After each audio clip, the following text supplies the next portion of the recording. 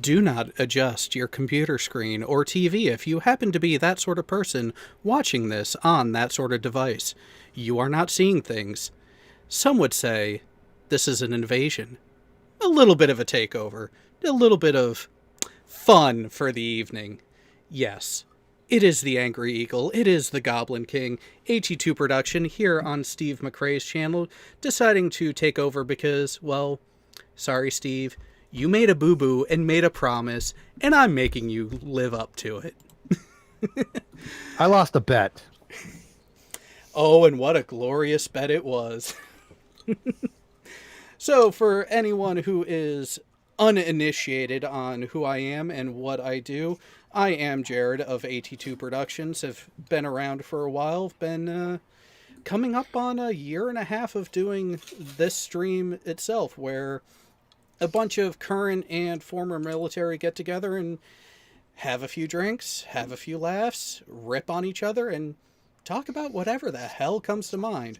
Sometimes we have a point, sometimes we have a topic, but generally, it's just a bunch of people having a good old time. And yes, if anyone has any questions about any topic whatsoever, I do pay attention to the chat, mostly. I'm not perfect, no one is. But if you have a question for anyone on the panel, general topics, experiences, whatnot, bring them on. We're unlike some people out there, we're not afraid of questions. But do you have receipts? Only ones that are not incriminating. So you want to like kind of tell, because I know a lot of people are going to be like, "Oh, what is this? And why is it on Steve's channel?" But kind of say like who's in here, what military branches we're part of, how do you work your thing? And by the way, sub to him. By the way, the link is in the video description. So right now, before you guys do anything, go over and sub to Jared's channel because that's why we're doing this. So you guys are aware of this program, so you can go watch it on his channel next week. It helps when you sub to do that, though. It does, especially because when you set up the notifications, you will be told when I go live, because there are a couple series of routine live shows that I do, unless work intervenes or other things take precedence and priority away from the computer. Friday nights, 8:30 p.m. Eastern, 5:30 p.m. Pacific. This is who you see. This is what you get over there. The veterans just having a good old time. But then, as some of you know, there are a bunch of nerds, geeks, dweebs, whatever you want to call us in the group, and a tailored select few of us also do a sci-fi specific stream on Saturdays, and actually the next installment is tomorrow at 4 p.m. Eastern, where, holy crap, I'm gonna need even more alcohol for that one. Have fun with that. I won't be there. Yeah, the regular crew for that stream is Thoughts by Jay Brown. We also have, well, the icon that just popped up here, BM Furball. Myself. I will also not be there. I apologize. Oh, you guys are leaving me out to dry and actually deal with the stupidity that is Star Trek Picard and other things. Because guess what? The fourth member of our bridge crew is Geostreber. And he said he may or may not be available because, well, unlike these other two, he has a legitimate reason, in my opinion. He got accepted for a PhD program and is beginning the process of moving. Hey, I've got a reason. I'm about to get on a plane to the Mideast tomorrow. I have work. I'm going to be watching Picard. Don't. Actually, no. I'm sure. You know what? I'm not even kidding. Do you know what I have on a tab right now that I was watching before this? Star Trek Picard, episode 1. I'm about 40 minutes into it. I got 5 minutes left to go. This is what he just sees before. So now you're going to tell me how crappy it is and that I shouldn't watch it and it's a waste of my freaking time. Oh, no. I was just listening on Doom and playing about Picard for like 2 hours earlier today. Oh no. Undoomed has felt the pain. Doomcock has felt the pain. Nerdrotic has. Lore Reloaded. Anti-Trekker. Let's put it this way. It has enough of the nostalgia points to give you that little bit of hope, but then it just wants to punch you in the gut every chance it gets. Disappointing. I don't want. That's putting it mildly, Steve. I'll give it a You'll- shot. But I mean, can it be any worse than Discovery? Well, Um, on Debatable. on par with Discovery. I don't mind it so far, but then again, I'm not a big Star Trek fan, so yeah. I actually took time to see episode 1. I have no desire to see anything beyond that. God's auditor, you're not allowed to have your own opinion and thoughts. Don't you know that? What is Yeah, wrong with sure. you? Bullshit. Damn. Oh my god. And now, for a little bit of bonus points when it comes to watching Star Trek Picard, so I do have my own Discord server, which is linked all over my channel. So if you go sub over there, take a look in a video description, you'll see the link to the Discord server in there. Channel members and patrons of mine have special access to their own area, where this upcoming Monday night, we are going to be starting a way to try to make the series easier to watch by turning it into our own little private version of Mystery Science Theater 3000, or for those who are otherwise uninitiated, Movie Night. That is done by Sean Hufford and Cy Strickling. So, where drinking is, again, not only encouraged, sometimes it's a requirement. I was going to say, if you're doing Picard, I say it's not a requirement. It's just a more, you must do this or you will not survive. Mandatory. Yeah, it's more of a survival instinct. Well, again, we're all former or current military on the panel right now. Let's be honest.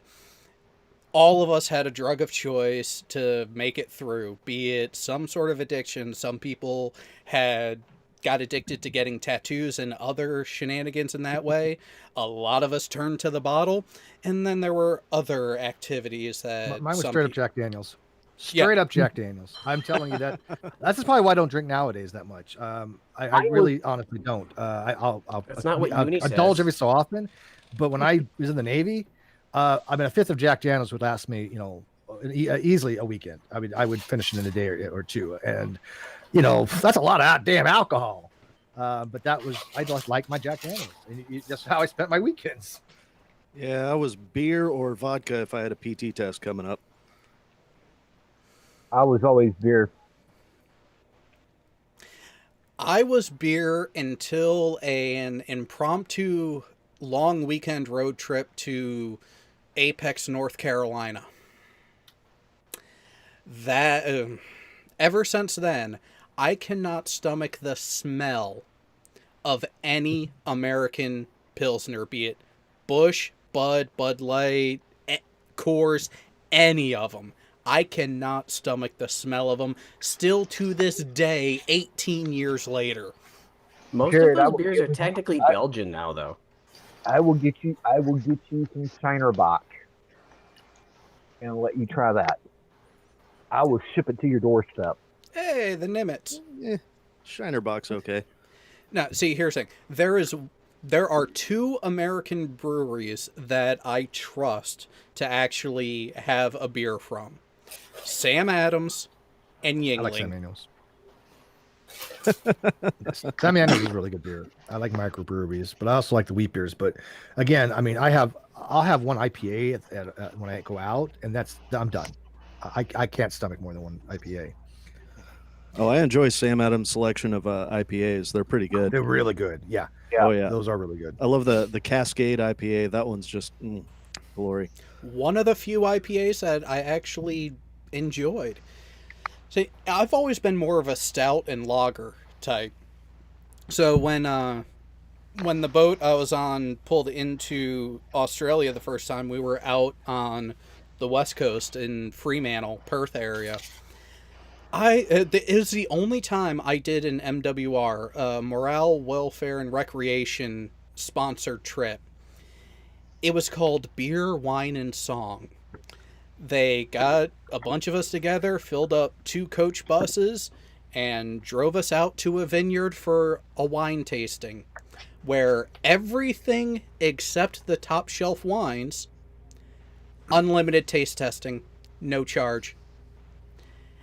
I didn't do. should've joined the I didn't Navy. do anything in Fremantle. Oh. I thought Fremantle was boring. Melbourne was much better, but I did do one of those welfare, whatever the hell they're called. I did one on PP Island, and basically it was a little fishing expedition off the coast of PP Island in Thailand, and they would give you all the gear, and then you would catch the fish, and the mama son of the boat would take that fish like right there and there, fry it all up, put a batter on it, fry it all up there, and you have fresh fish. Like that's your lunch. It's delicious. Oh, phase 2 of this trip went to some quite literal shack in the middle of a field about 25 minutes away. German immigrant family run farm, fresh, homemade, complete German cuisine with their own brew of Belgian wheat. They also had a couple bitters and actual homemade, I guess you could call it microbrew beer to go with the meal. Did you have strudel? Any strudel? Oh, a schnitzel.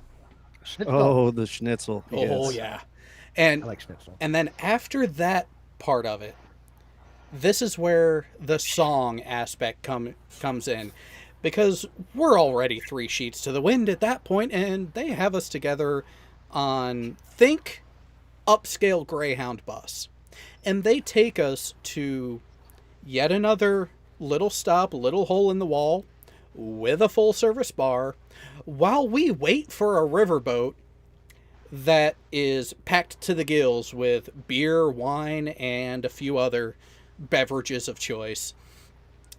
For us to take a lazy little trip down the Swan River into downtown Perth,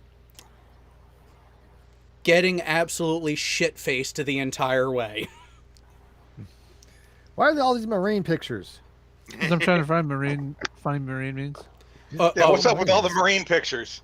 Yeah, there's all the Navy stuff, man. Wait, you mean you're trying to find the cuisine of Cran?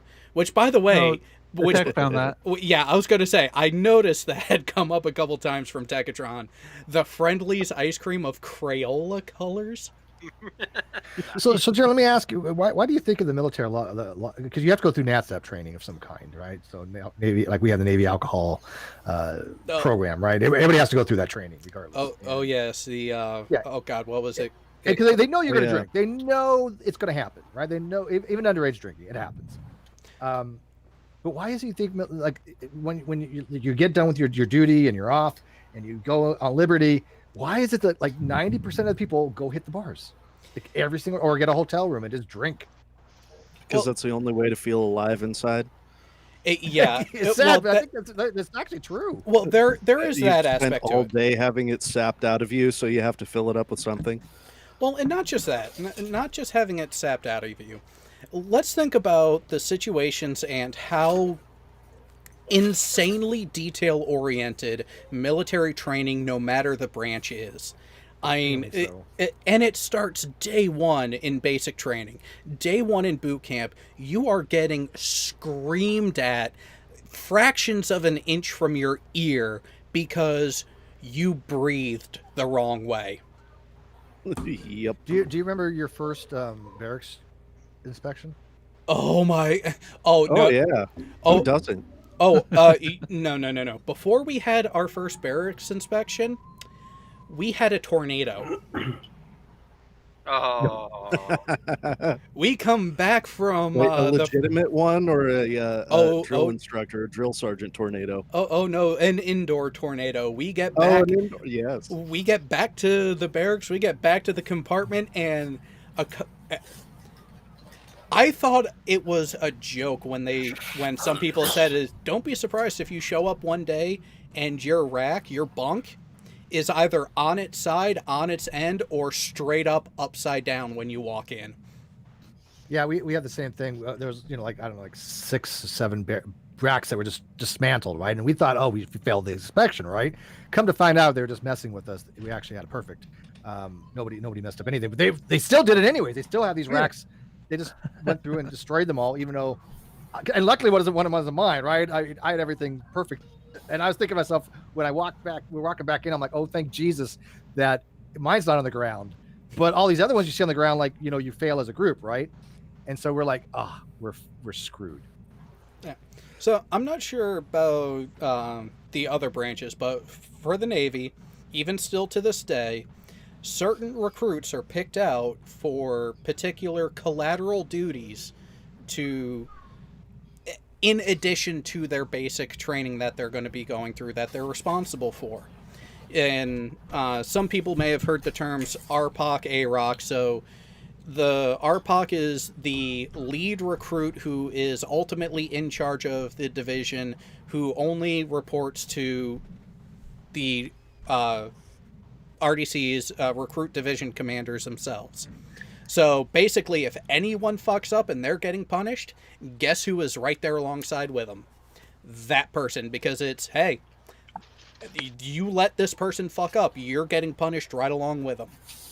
And then you have the second in command. Sound familiar from the Army side. I remember mine. His name was Cahill. I kept touch with him for a while. I was actually EPO in my boot camp. So there was the RCPO, there was the Master at Arms, and there was 2 EPOs. See, now add in, I was the divisional yeoman, which meant I was in charge of everyone's training record in the division. Every transfer in and out of the division, every appointment that each person had, I was in charge of making sure that all the paperwork was in order and people were where they were supposed to be when they were supposed to be for dental appointments, vision appointments, and all of that nonsense. And that was at basic? Yes. Yeah, we didn't have okay, so what started day one. What size element is a division for you guys? Started out with 120. We graduated with a bare minimum of 80. Different definition of division. Yeah, no, because I'm sitting here thinking like 50,000 people. Jesus Christ! No. He's talking about our boot camp division was basically. I would say we would start off maybe with 80, so it wasn't as large as yours, but it did dwindle down. We did lose people throughout the pipeline in boot camp, no question about it. So I think that most people made it. If you can make it halfway through boot camp, you're pretty well good to go. That's the roughest. So for us, we had platoon guides that were, in charge of every platoon. We didn't have anything at the company level. And so platoon was between, 30 and 80 people. And then the company was like at most like 200. And so we didn't have anyone at the company level, but we did have platoon guides who were, the guys who were picked out. You're the best. Oh, you're fucked. And they were responsible for everyone. So that was about as big as it got in ours. Yeah. No. Here you go, Jared. Nice. Well, the big secret to boot camp, as anybody ever joins the military, is keep your head down, keep your mouth shut, and get the hell out. Yeah. Oh yeah. Your goal is for at like week 8 of boot camp for the drill instructor to look at you and say, "Who are you?" Who are you? Yeah, Exactly. you don't want to have a name. Exactly. Yeah. Oh yeah. I actually lived that. I mean, I did this day when I got out. I don't think my instructors would have no idea who the hell I am. Really, even though I was an EPO, I just avoided them like the plague. So, Oh yeah. I was the section leader. I still friends with my company commander on Facebook. I'm Facebook friends with a couple of my drill sergeants, but mostly because like they actually liked me because I wasn't a piece of shit. So, yeah. well, and so with my position being the divisional yeoman, I actually was in the office a lot of the time, actually making sure all the records were straight and everything. So there was a bit of special treatment that did take place, because when they were doing a special training session with someone in the office, I was only asked to leave the room training. twice. But I had one condition that saved my ass. If I ever made a sound when they were yelling at someone, I would have to join in and get whatever punishment they got right alongside of them. So I got really good. I got really good at biting my tongue until one day, the chief is actually in there, and and she said something. I can't remember what it was. All I remember is I actually let out a chuckle. And she was like, "Oh, you think that's funny? Wait a minute. When was the last time you did any of this shit?" And here's the thing. My response, I remember my response because it was my death sentence. To be honest, Chief, I don't think ever. Oh, You didn't really? plan ahead on that, did you? We are going to you've done change that right now. Oh, yeah. I was right outside of the office doing mountain climbers and all sorts of shit for the next 2 hours. But here's the thing.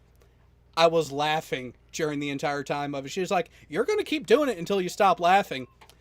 Well, Chief, then I will be here for the rest of the day, and kept right on I got going. really good at using those things that Jay Brown had a picture of. They're called the buffers. Wax on, wax off. I mean, you had to strip. You're so good at it because you had to use one to strip everything down, and then you had to lay the wax down. Then you had to polish it. And you did that like once or twice a week. Even it was ridiculous how most of your time is spent waxing floors. It's true. That's what. How many times did you have to wax a floor, Jared? In basic, yeah, it was Never. a minimum of once a week. Yeah. Oh yeah. We never waxed the when I floors. was- We just when I cleaned was the shit out of them. In when I A was school, stripping wax. in A school and C school, we joked that FT meant floor tech. Our floors were buffed nightly. That's what the fire guards would do at 2 o'clock in the morning while everyone else is sleeping. You'd try and sleep, and you'd hear the whoa, whoa, whoa, whoa, whoa going by the head of your bed. What did you guys had Now, co-ed I boot will camp? say, Yeah. I will say during boot camp, because I was part of Ship's company, we were stripping and waxing every week, but in the divisional berthing, they didn't strip and wax until week 4 during service week. They didn't do any of that until week 4.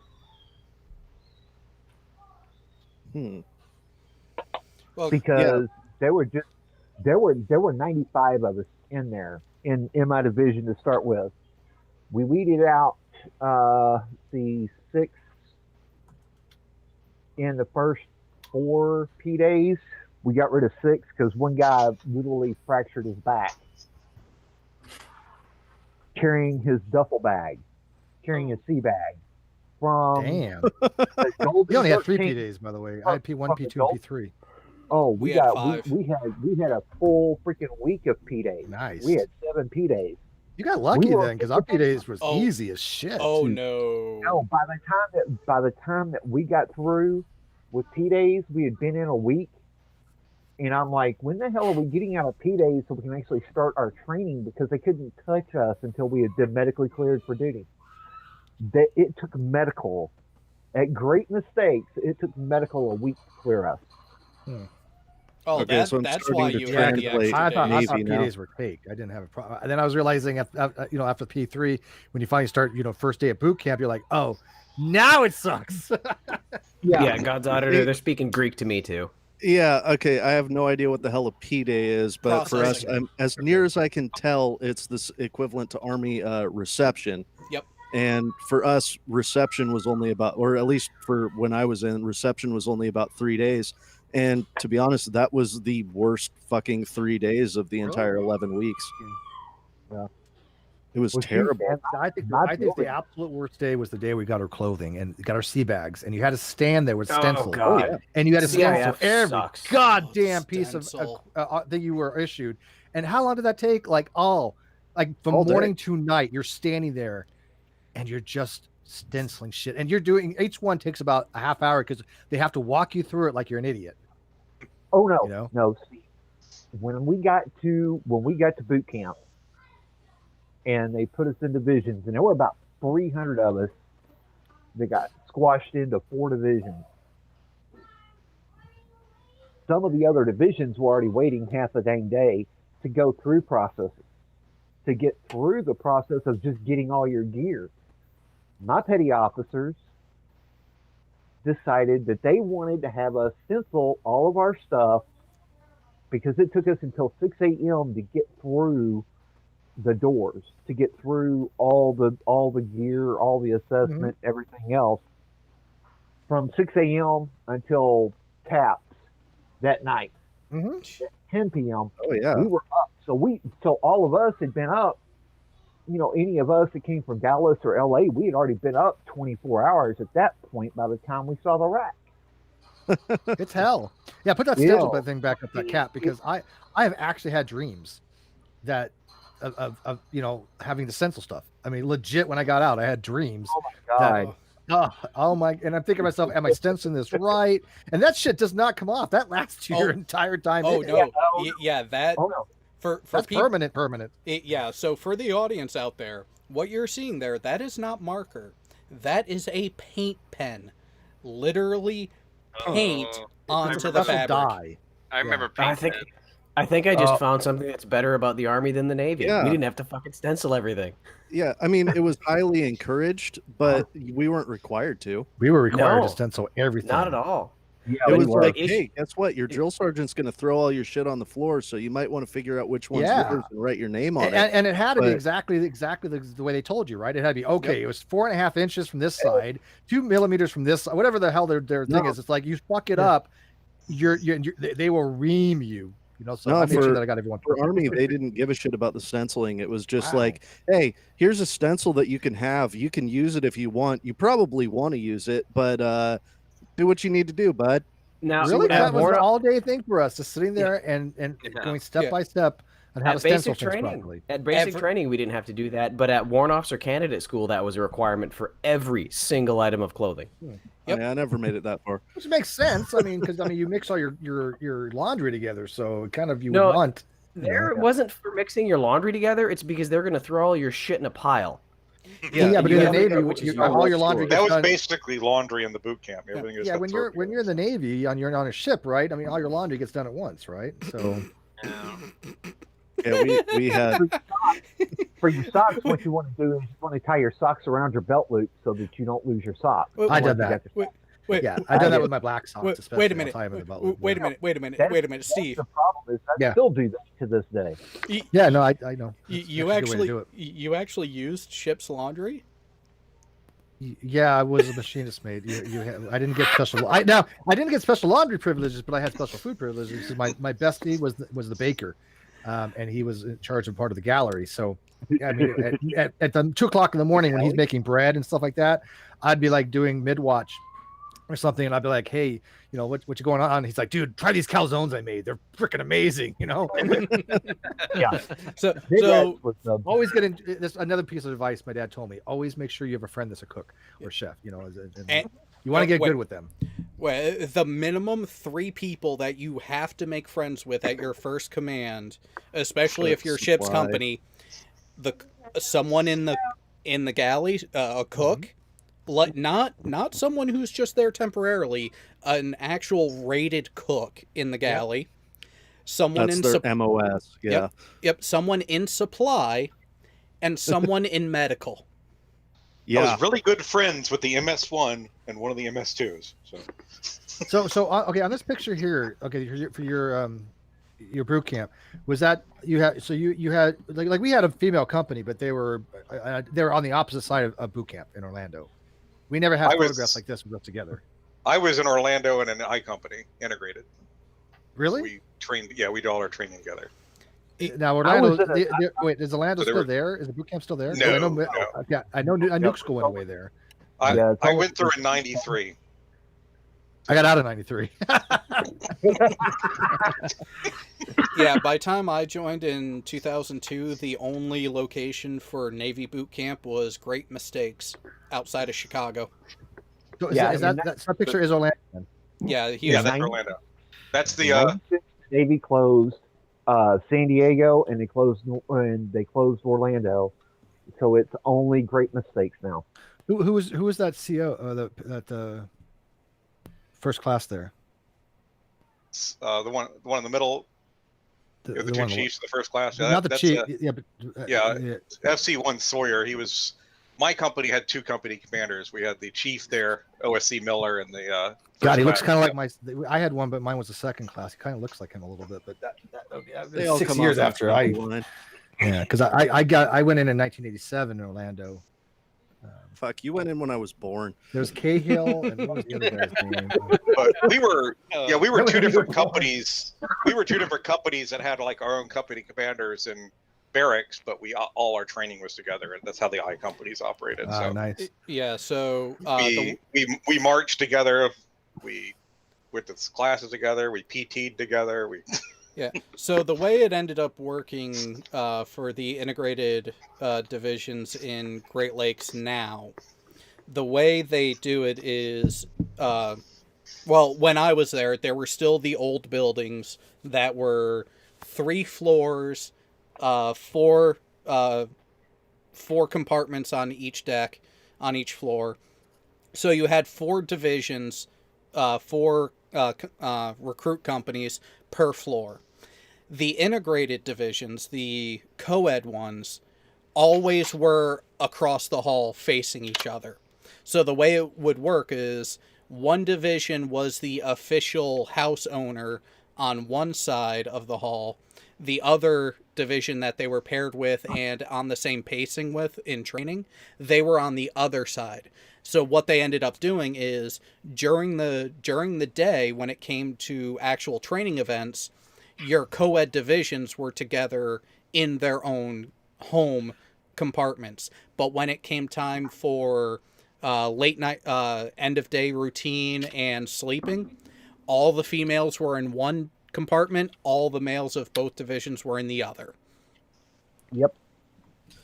Yeah, for Army, we had in my company for basic training, we had 4 platoons total, and then 3 of the platoons were male. Well, I mean, okay, they were all integrated, but the way the sleeping arrangements was that 3 platoons would have their own barracks, and then the females all had their own barracks. So it all got a little weird, but Yeah, I didn't have any integration in, I was at 98, but it was also combat arms, field artillery, and Fort Sill, Oklahoma. So we didn't have any females through the entirety of training.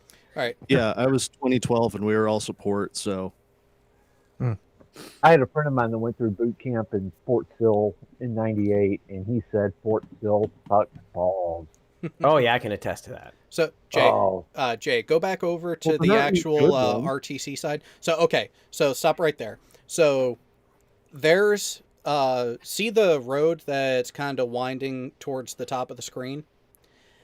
RTC was on both sides of that road. Your actual receiving was on the north side of that road, and then which is also where the wet trainer, the pool, where the fire trainer, and also the confidence chamber, the gas chamber, all that was on that side. All that was on that side. So on That this day I'll never forget either. Yep. On this side of it, so see those 2 big empty plots that are just grass now? parade fields. Oh, no, the parade field is the parking lot to the left. Yep. Yep, that's where the parade ground is. For, That's for the those who've never grinder. been in a gas chamber, that's one day that you wish you had died.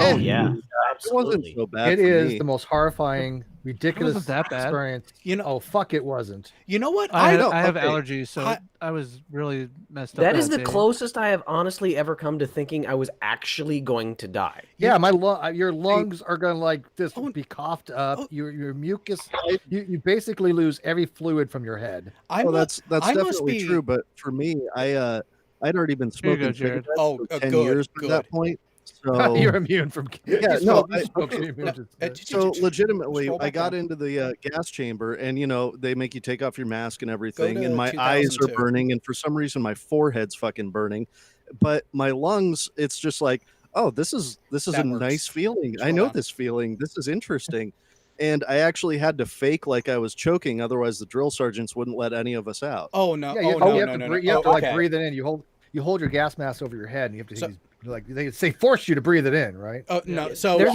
here's how it was when I went through. Because I was a division yeoman, I was not in line with everyone else. I was guarding the door with the other division yeomans from the other 3 divisions that were in there with us.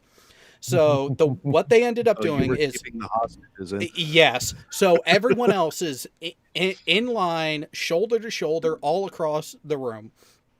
everyone has their gas mask on. They got a Bunsen burner right there in the front, and they throw a couple pellets on and start wafting it towards everyone.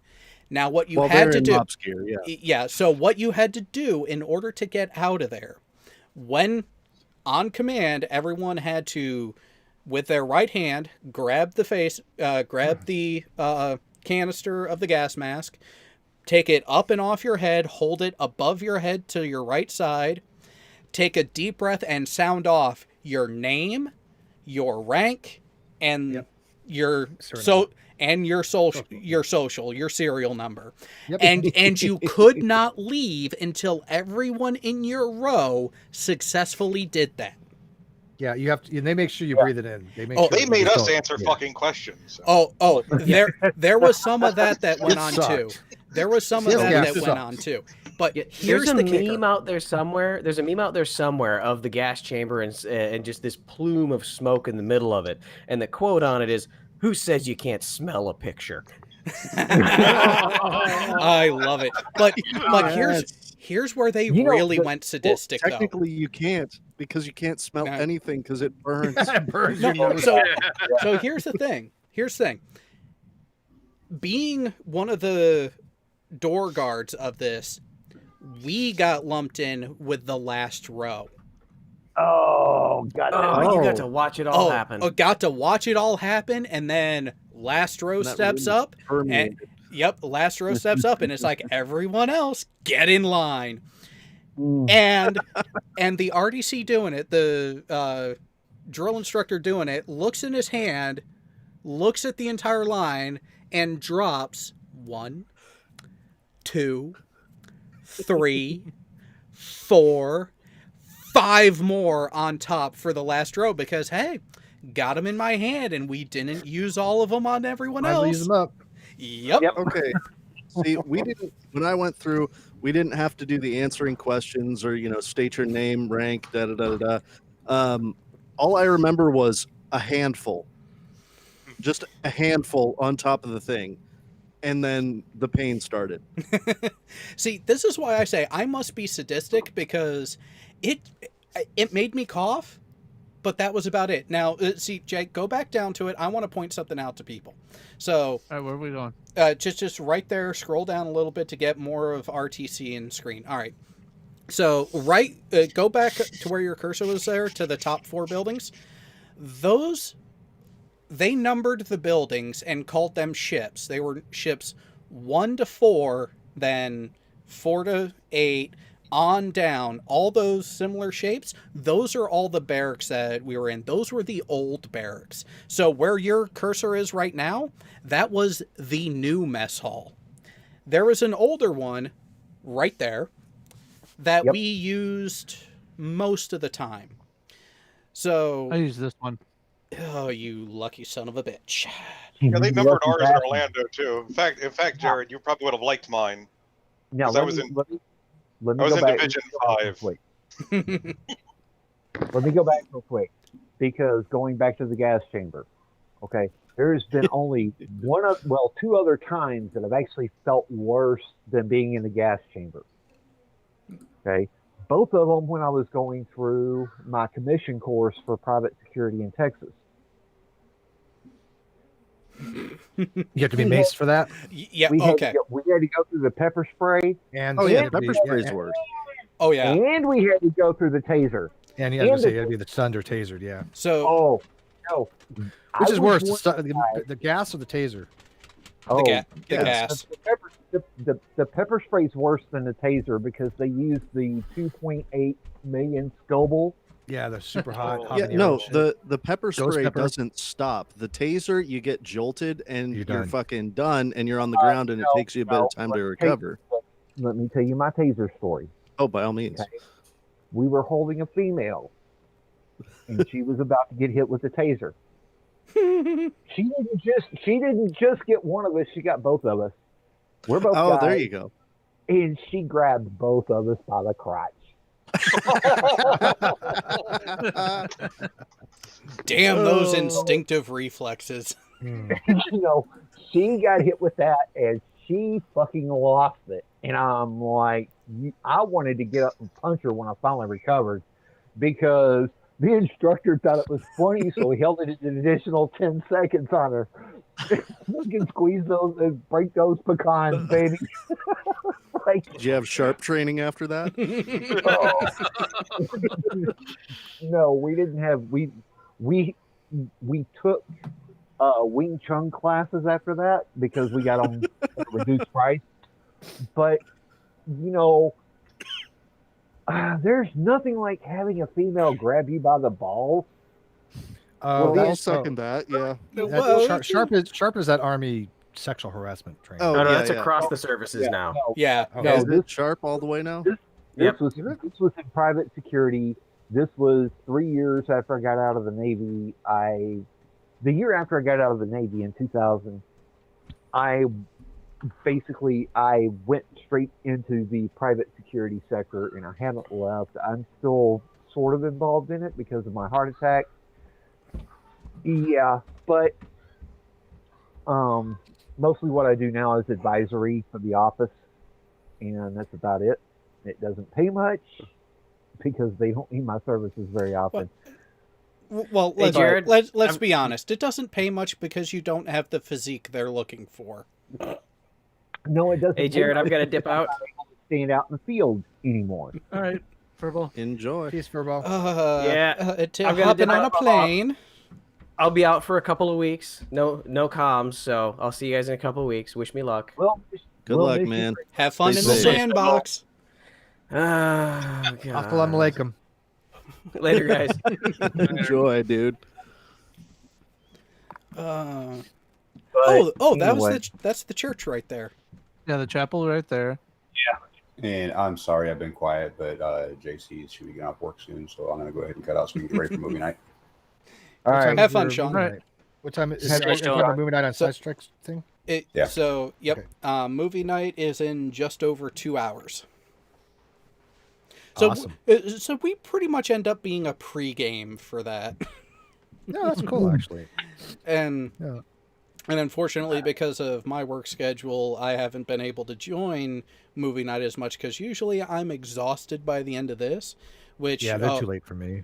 Well, in here, you're saying tonight and tomorrow's going to be exceptionally bad because we're doing a full show tonight. We're doing the regular show, which means I'm not going to end up getting to bed till midnight.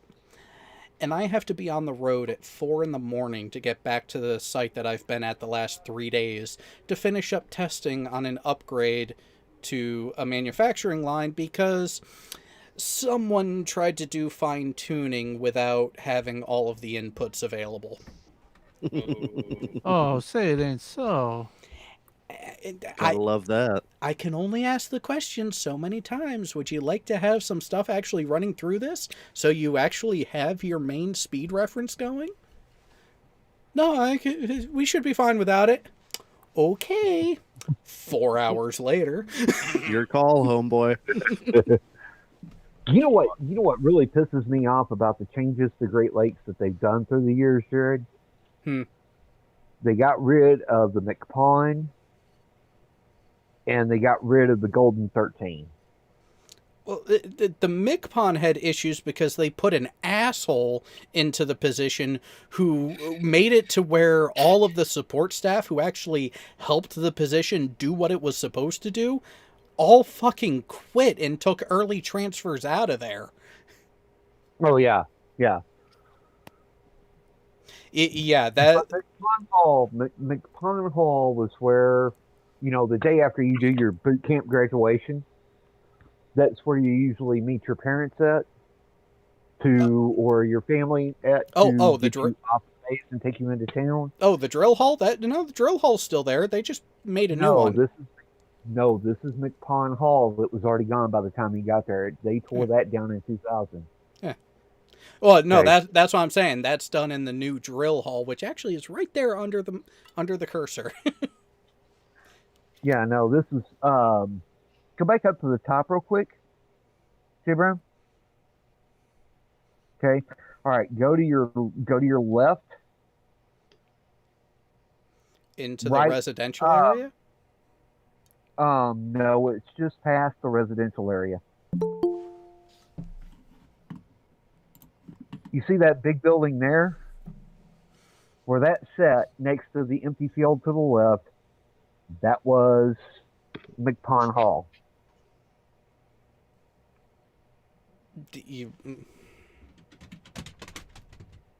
Damn dog.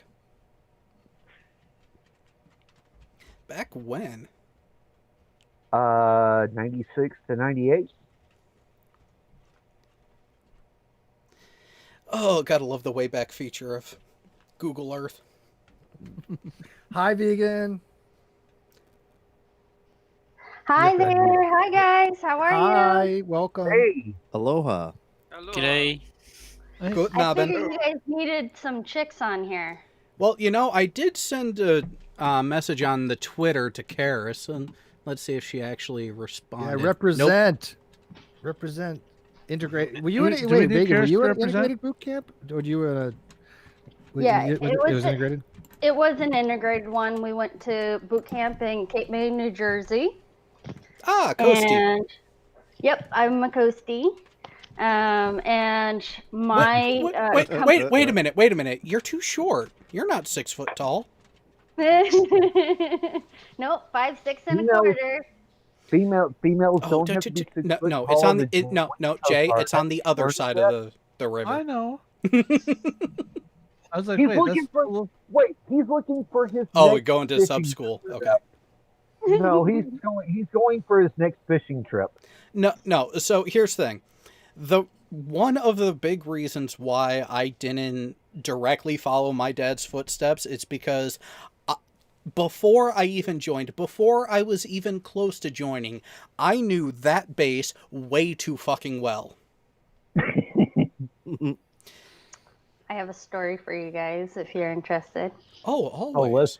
let's hear a Coast Guard story because we have never had a Coast Guard on here since I've been part of the panel. They're like unicorns. Yeah, there's not that many of us, and yet there is. It's a funny story. I went to boot camp. It was right before September 11th. Like literally, it happened while I was in boot camp. Oh shit. And I had no idea that it was going on. And because you're so Isolated. you're so isolated And hyper focused. Yep. Right. Like the only thing I cared about was if I'm getting beat, then doing the exercises. If we're shining breast, that's all you cared about, right? Passing your tests, things like that, staying awake. And then we actually had a lot of recruits in our company because we had over 100 and I want to say it was 160 recruits in ours. It could have been 120 though. I could be slightly off on that. But as soon as you could tell, as soon as September 11th happened, there was like nobody for like a month. And then the only way we found out about what was going on was we went in. We had some people that had to go to medic, to go to medical, and they started coming back. Like there was some rumors that were coming on because they'd have the TVs on over at medical, and so they would come back and nobody knew what the hell was going on. And so then we were told out of the blue, the commander of the entire base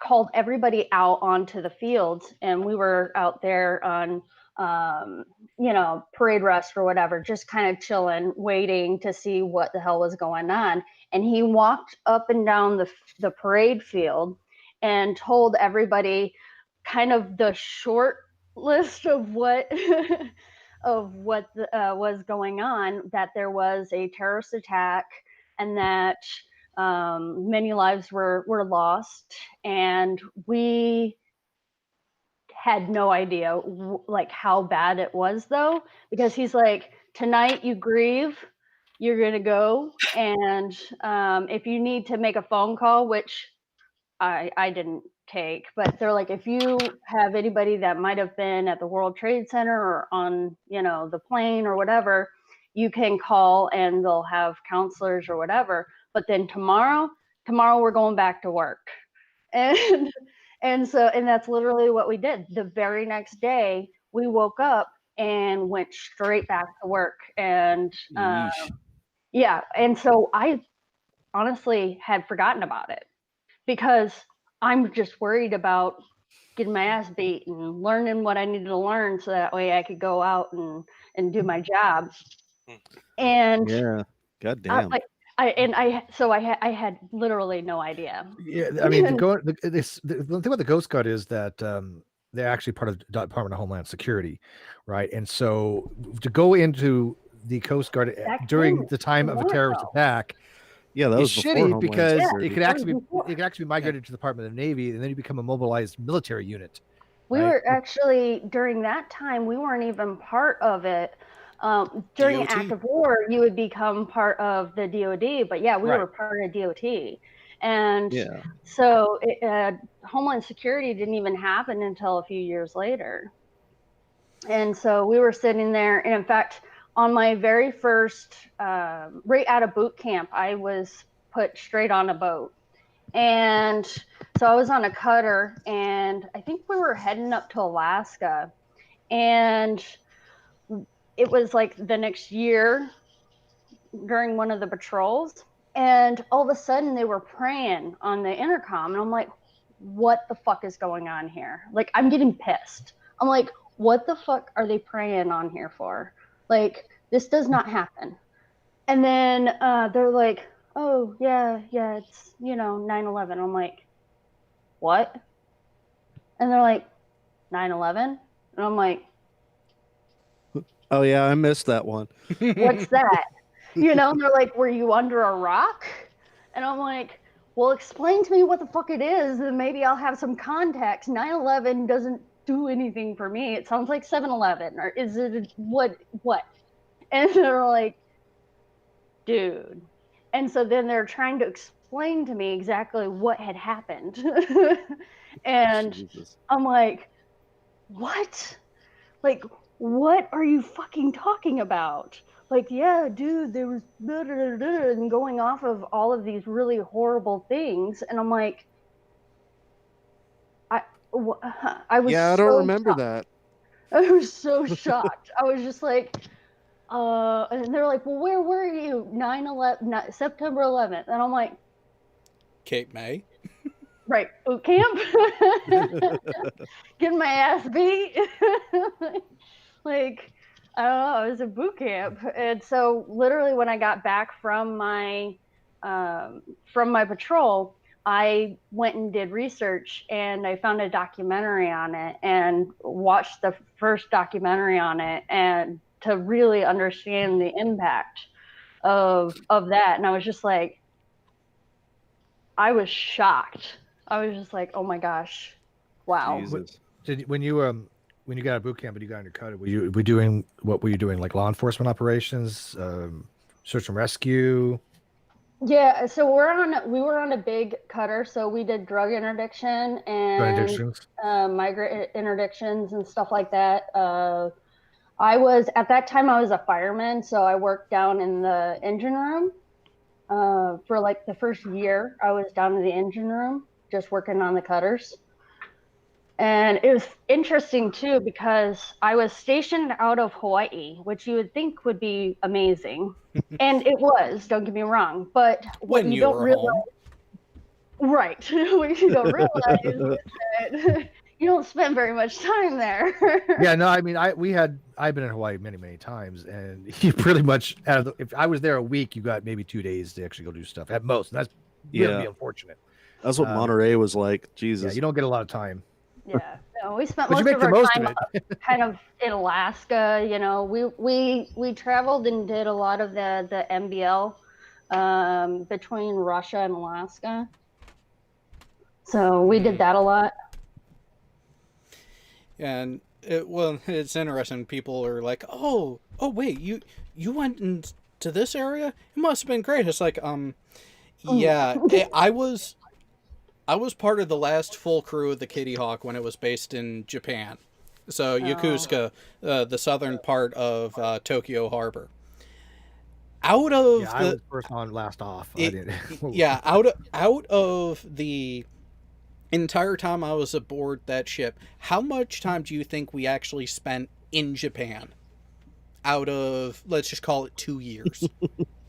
Well, I'm gonna say Fraction. 6 weeks. Yeah, you don't Close. spend a lot of time. Grand You don't spend a lot total, of time Yeah. out Oh. and about. I mean, Well, keep in mind, I was Grand total. on a carrier, but forward deployed, there is a reason why all of my evals from my time there started with the term assigned to arduous sea duty on forward deployed Right. aircraft carrier. wait, you had 4? You did I 4 was- Westpacks? No, I was forward deployed. Oh, forward deployed. We were I permanent. did 3 Westpacks. But Yeah, it sucked. We were permanently out of Yokosuka, which Yeah.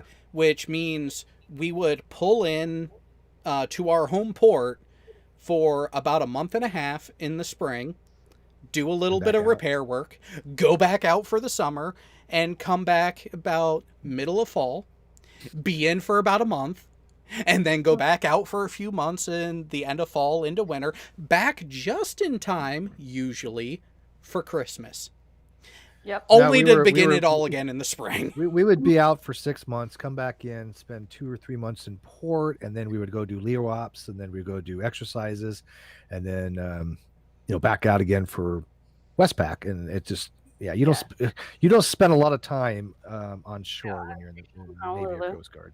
Well, hey, as a guy in the Army, even when you're onshore, as it were, you don't get to spend a lot of time doing shit in the place you are, anyways.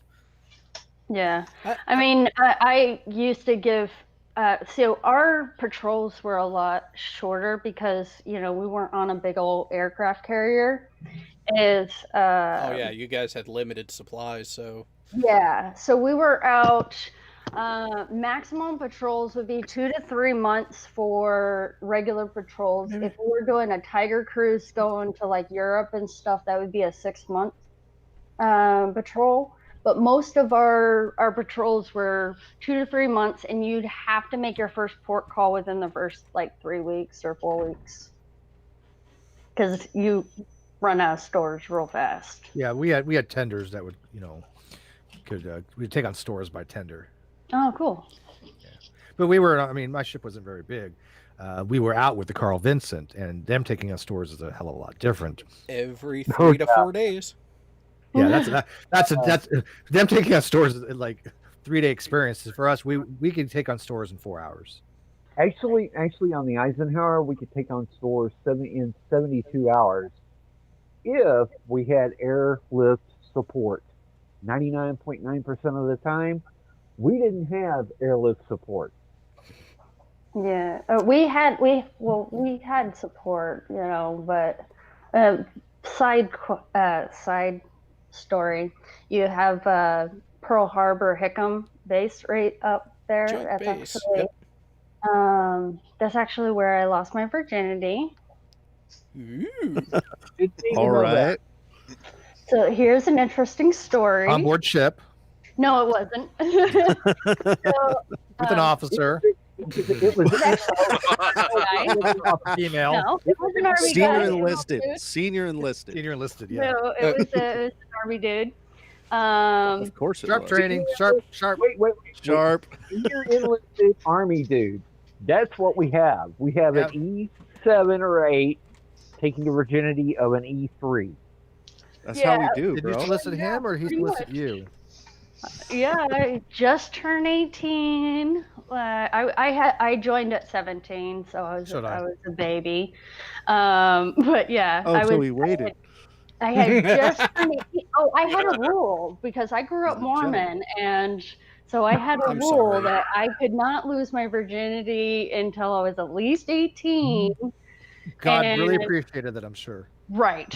He was watching, he was watching you lose You know, it. by then I He was was making sure that you're doing it right. He came up with a whole plan, right? He designed the whole way Well, that back works. then I wasn't even Mormon anymore because I mean I walked away from the Mormon religion at what 16, but it was still like that meant like that purity, stupid indoctrination that is still there, and so you know. I have one question at this point because my wife has multiple cousins that are Mormon. Okay, Okay. and including a niece that is Mormon. I was Mormon Okay. too, so go for You're it. not related. You're not related to any Purdue's or Van Dykes or Harrelsons, are you? Please say Dick. No. Please say Dick. No. related to Dick. Thank God. No, my wife's cousin is Mormon, and she is heavy duty into the religion. Her niece is heavy duty into the religion, to the point that I get to hear about it every so often because I'm a former Church of Christ minister. No fun. Oh, so they got to tell you that you were wrong. Oh, they get to tell me I'm wrong every day of the Yeah. fucking week. Of course. You know what? There's a thing. There's a thing of that. There's a part of that that's called a former minister. I'm no longer active in the Church of Christ. I no longer aspire to be a minister. Kiki, that's where I was stationed, right over by here. You'll see those docks. Yeah. What was an army guy doing there? So he trying was doing her. Wait. Obviously. That's kind of a given. Wait, Army down at Joint Base Hickam, looking for Air Force and instead found her. Air mattresses. We met. What qualifications were We that? actually met over at the Halikua. I think Did that's you give how a service medal for it? No.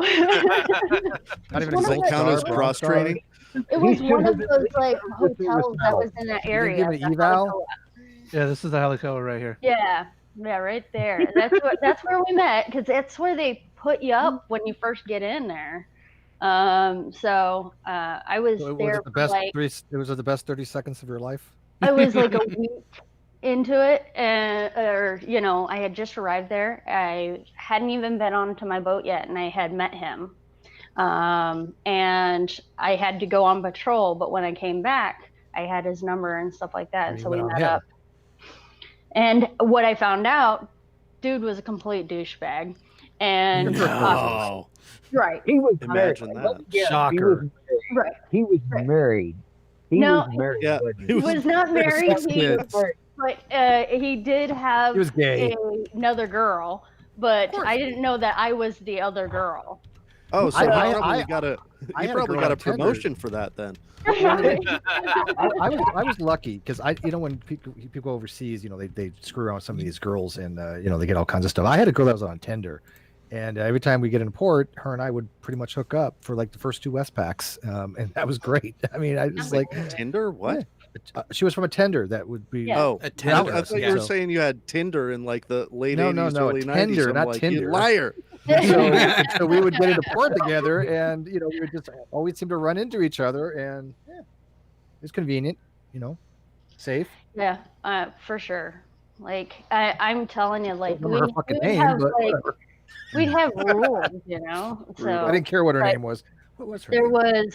was always, I don't know, but she looked a lot like you. I standby. think her name was Vegan something. I don't remember. No. You weren't in the army. It doesn't count, damn it. You are so wrong, Steve. Yeah, you know what? In the Navy, all the girls seem to look alike for some reason. Look at the pictures. And I attest to the fact that is true. Yeah, But they're Most of them homogenized. No. We had one girl on my boat on the Eisenhower kicked out for HIV infection.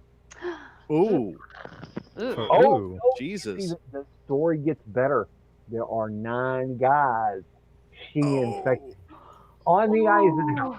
Oh, That's why I'm so glad that I stuck with one. I didn't have to worry about that. And then I had but I had a girl in port too. keep but, it on the same ship. See- That was in home port. Right? Well, see, Overseas, I I didn't have had- to worry about any of that shit. I have always maintained a very simple rule. I don't shit where I eat, and I don't fuck where I work. Well, that's why she wasn't on my Exactly. ship, so it doesn't count.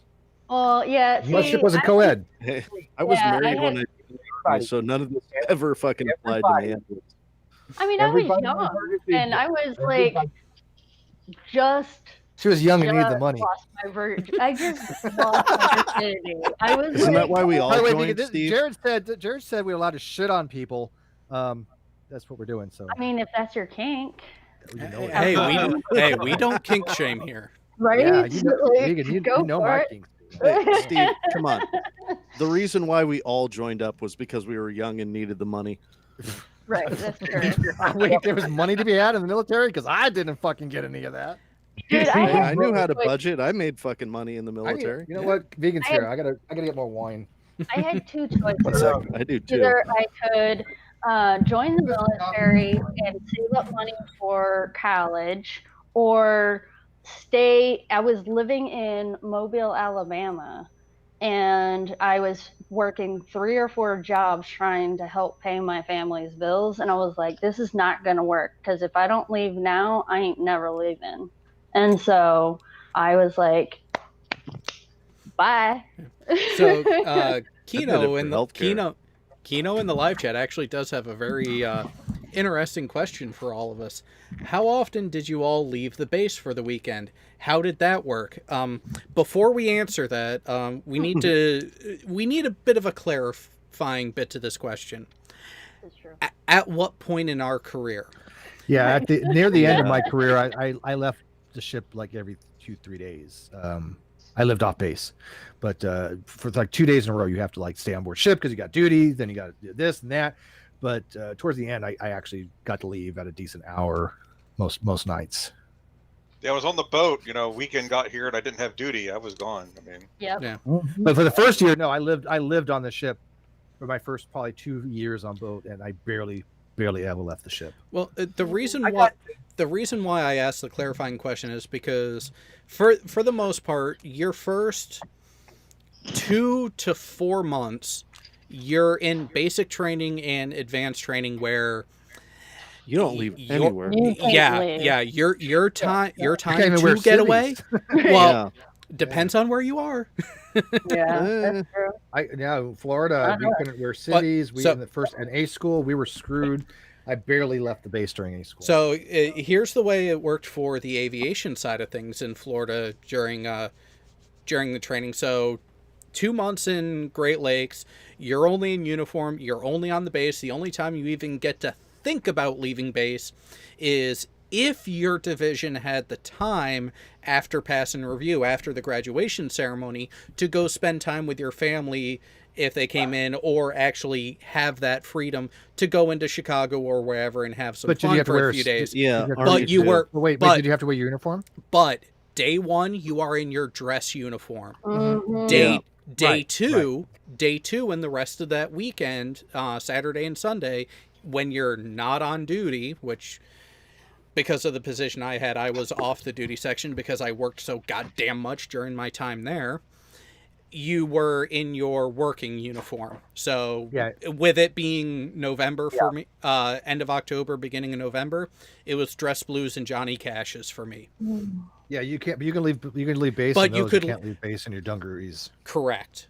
So you had that bit, and then I I got like the down Johnny to, Cashes. Those were sharp. yeah, and then the Navy fucking ruined the working uniforms. Yep. I don't know. When I was in Johnny Cashes, they were pretty sharp. I like them. So we had the Johnny Cashes win- and yeah, most the of- summer whites up until what was it, 2007 is when Yeah. when it went And then- when and the then change started to 2007, happen. 2008. Yeah, 2007, 2008, it started to change. That was a transition period. I To was what? getting out. So here's the thing. They did one thing that should have been done for the Johnny Cashes. They went with a heavier weight black material for the dress, for the working pant. But we were given 2 options for the Navy-wide to vote on. Either a khaki top, You guys got to vote? wait. It gets better. We were given 2 options. Both were Marine inspired in the way that they were cut. One for males, one for females. We were given a khaki option, which is pretty much the short sleeve Marine working in dress uniform top, their khaki one, that top, male or female version, or same cut, similar material, but a gray color. Guess what? Found out a couple years later. Guess what the majority of the actual populace of E6 and below voted for? The darker one? The gray top. The gray, yeah. Guess which one the Navy went with? The khaki. The khaki gray one. top. The khaki one, because it saved them fucking money, because it's just like, hey, we'll just beef up the order that we're already putting in for the Marines. Wait, so you got the illusion of choice? Yes. We didn't get that. Like I said, it gets better. But the Navy actually has done a lot of uniform changes over the past 10 years. And some of them Blueberries. I actually agree with. Yeah, the blueberries were a fucking I never had the joke. blueberry. I'm so glad I never got the blueberry. That was That's after what- my time. And I also never got into cameo type stuff. What, so Yeah, that's what cameos? everyone was wearing when I was in. Nope, they did not exist when I was in. yeah, the blueberries transitioned to those the same time the working uniform changed. Here's the thing with the working uniform. It made sense for them to change it because they went from 2 seasonal ones to 1 year-round one. But they fucked up the color of the top, in the opinion of many people. But I like the dress blues. I like the Johnny Cashes. Everything else So- is shit. So here's something that you might like, though, Steve. Guess what the current version of the dress whites look like? Well, I know what my dress whites look No, like, but I no. don't. So take that. That's what they had up until a couple years ago, and now the current dress whites look just and are cut just like the dress blues, but inverse Just inverted. color. Yeah. So you have the piping on the bib, and you actually have the closed cuff on the dress whites now. I have one for Jay Brown here. I've got a picture here that'll capture the absolute essence of underway uniforms Oh yes. on subs. Oh, the pajamas, the coveralls. Oh yeah. Coverall. Oh God, yeah. Oh, Coverall. oh, Coveralls. What? Yes, coveralls Once- are the greatest things underway that Right. God ever created. oh, That's oh. what I lived in my coverall. Hells yeah. oh, not- Half the time here's you the have thing. to So be glad I never naked had and- coveralls. Here's Here's- the question. Here's the thing, Did not you just wear- underway, not just did you- underway.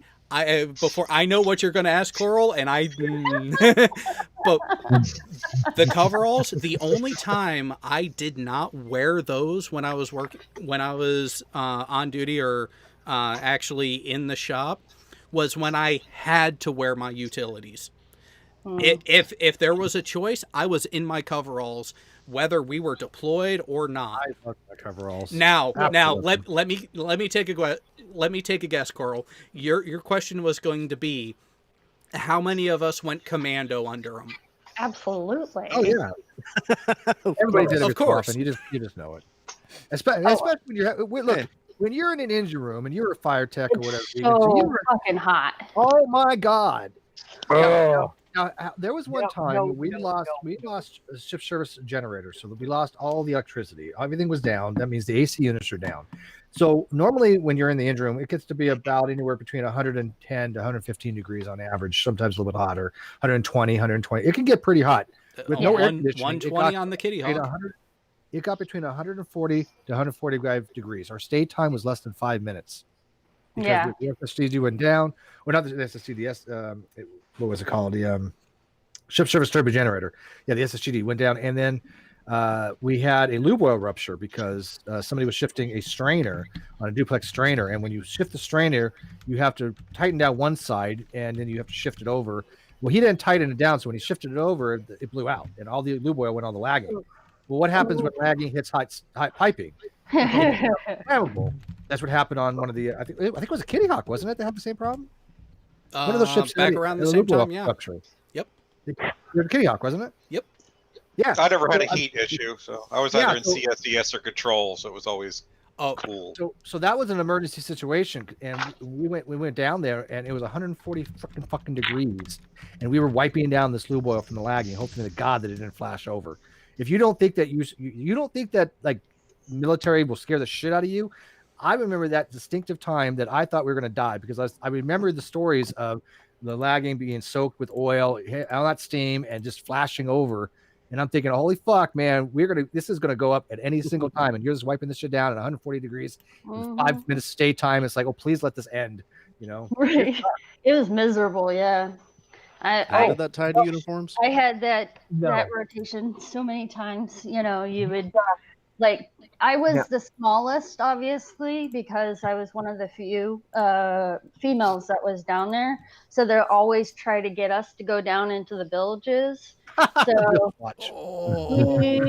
How much crap did you got to pull on the bilge? Oh my God. I was a bilge monkey the entire time, just going underneath the pipes and underneath. And I was so tiny back then so too. nasty. So I was just going underneath in contortions, just trying to pick up whatever somebody dropped something.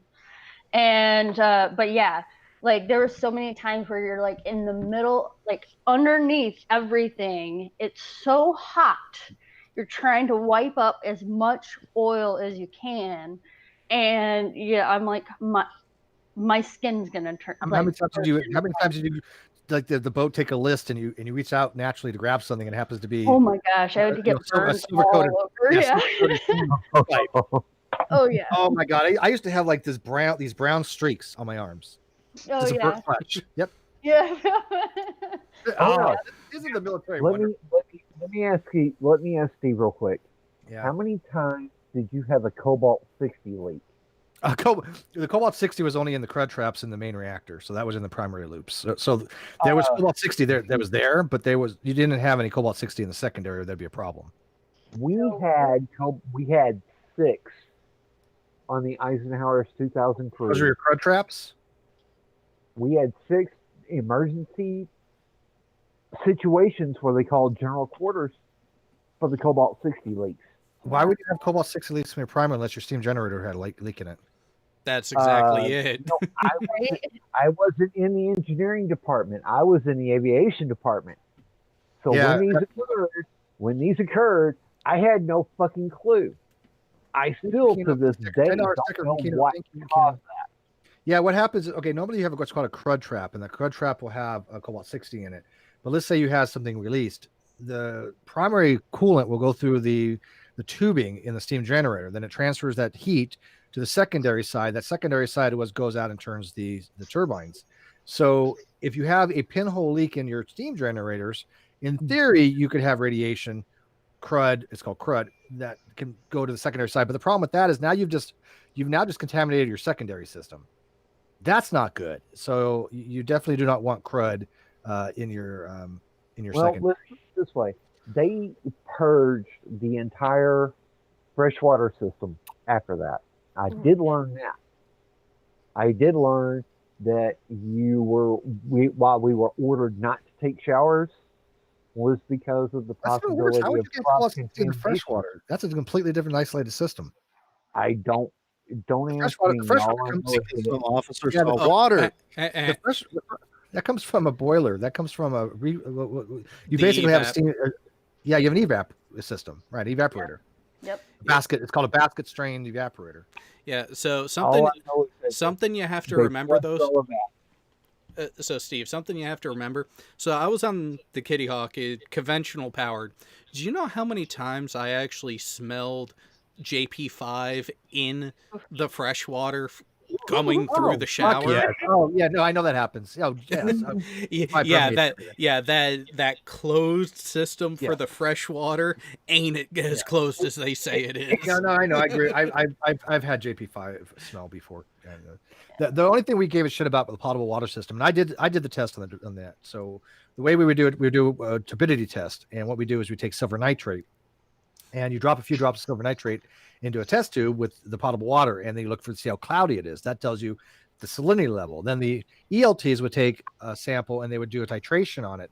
They would check for total dissolved solids. They would check for biological contaminations. They would check for all this other stuff.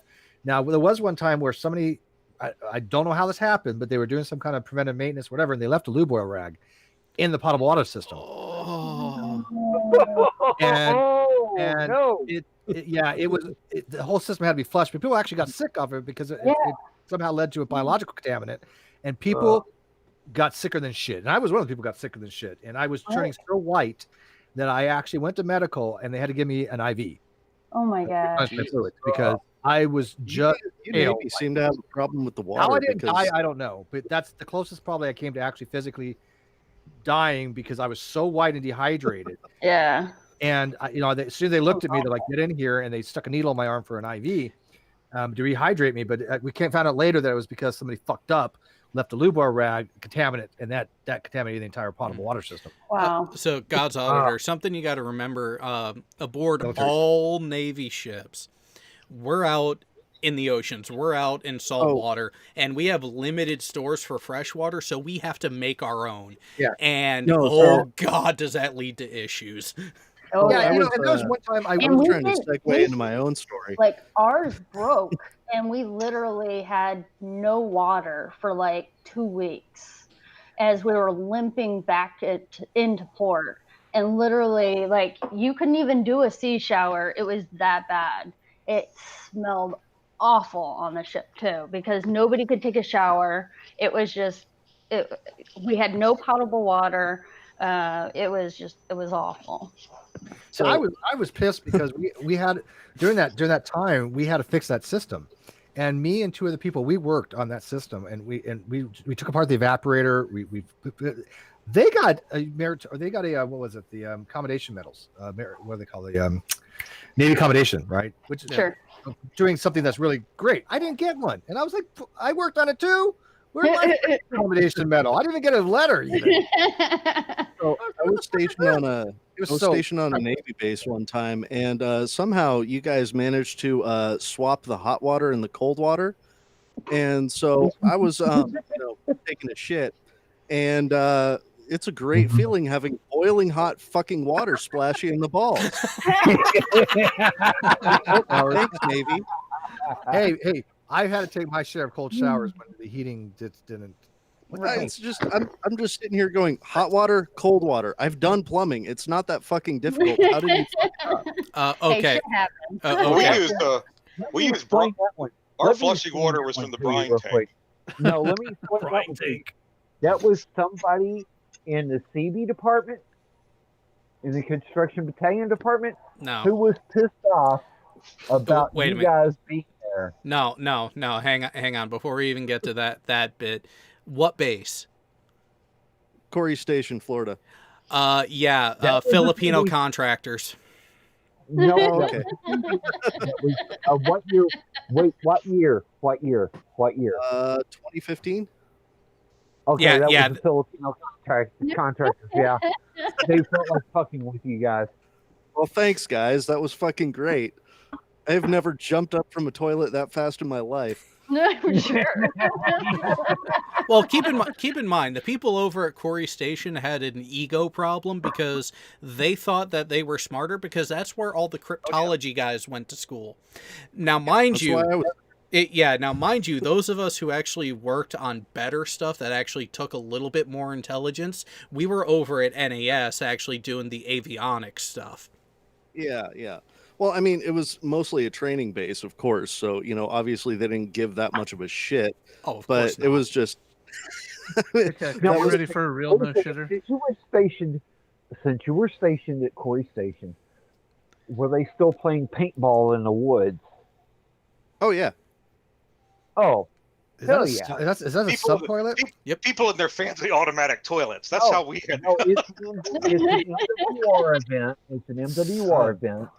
The Marines and the Navy gets to play paintball wars.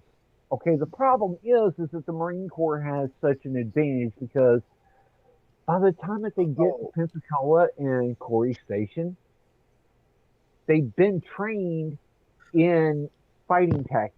Yeah, they've all. Okay, no. Okay, so we had paintball because after we finished AIT there, we had to go do warrior sustainment training, and hey, you've been out of basic training for like 2 months, so you got to go actually shoot a gun again, but we're going to give you paintballs instead.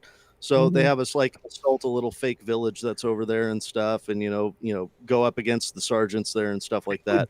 However, they would pit Navy enlisted against Army, Air Force, and Marine enlisted. And we Okay. Why do you have so many collections of toilet pictures? Is this a weird thing? I mean, I'm not trying to judge, man. Hey, That's big, man. everyone has their thing. I got it. Speaking of which, Okay. guess who just dropped in? Ring my bell to be a Mhm. special subscriber. Aloha. Karis, Hi. Wait, hi, Karis. How are you? Hi, good. How are you? Can you guys see me? Oh, we can. Yeah, we Sure. can see. Loving the camera angle. Thank you. What the? Oh shit!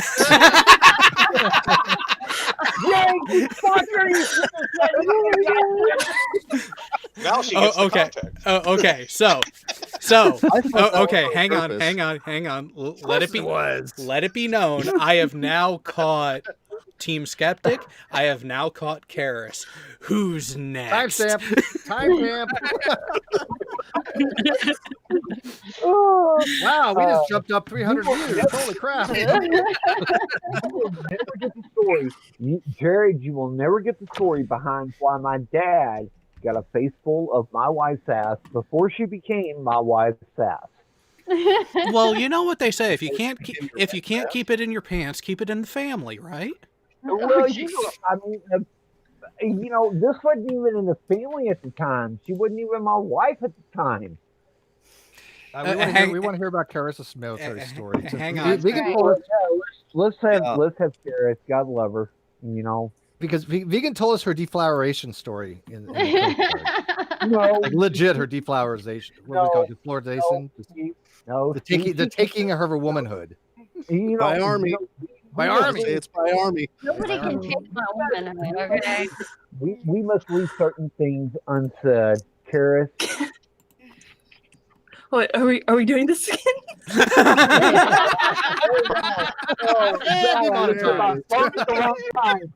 Banned from YouTube. Demonetized. There goes your channel, Steve. I know. It was, you know what? Worth it. So, for those who are wondering, this will be mirrored back on my channel afterwards. Oh, By the way, welcome just so to you the know, show, it's Mike. timestamp 86 minutes in, Jared. 86 minutes in. Just Yeah. Karis, Just make a note. Karis, how are you? I'm shaking it up. What are you drinking? Wait, is that a Rockstar or is that 86 alcohol? white raw. It's You're not drinking. alcohol. Bug. No. Karis, how you doing? Oh, monster. So, we have another question from the chat, from Kino again.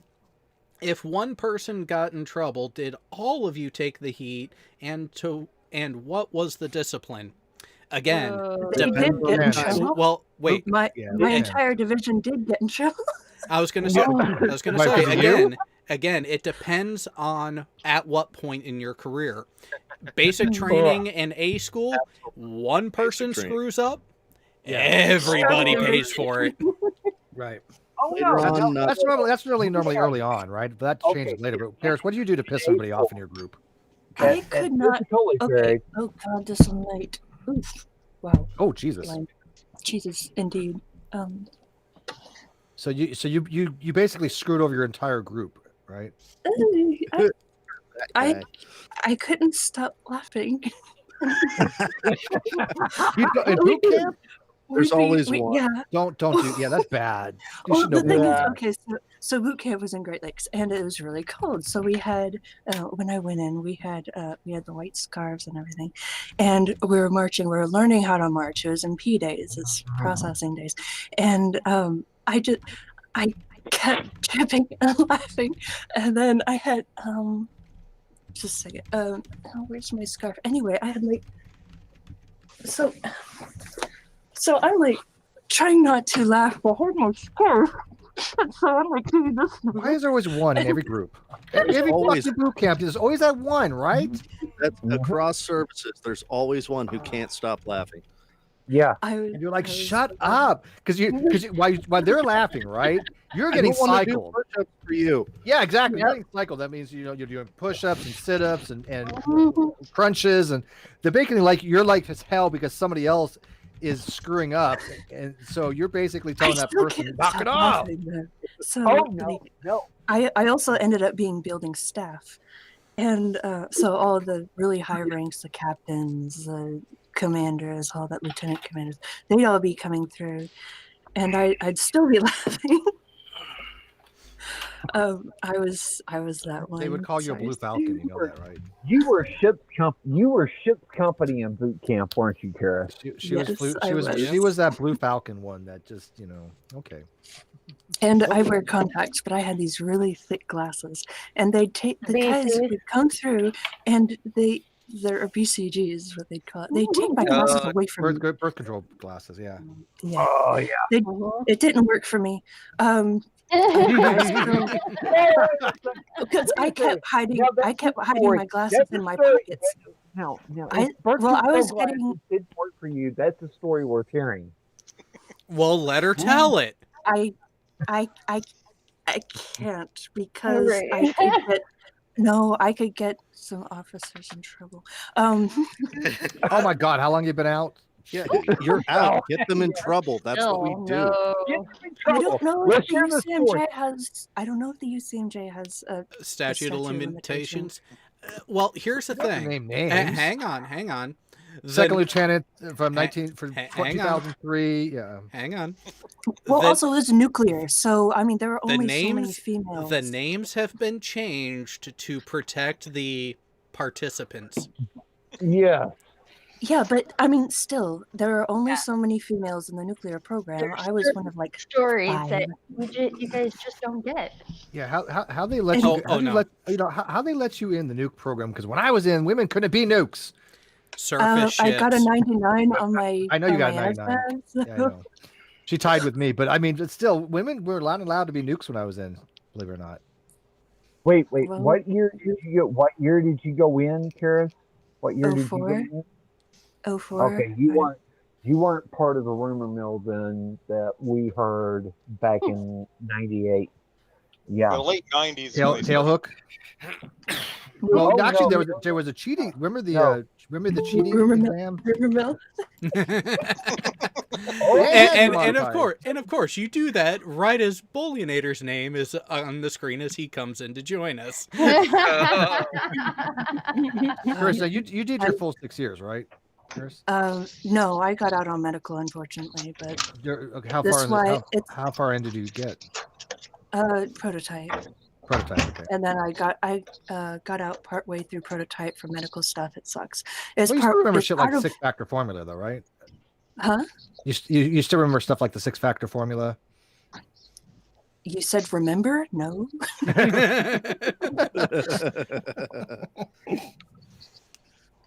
Hi, Dave. Hi. So I'm sure that this video is going to give me an entirely different reputation. No. I don't see Because why. there are those of us here who will always be gentlemen and think of you as the sexy, seductive voice that you are. And then there's You Wished.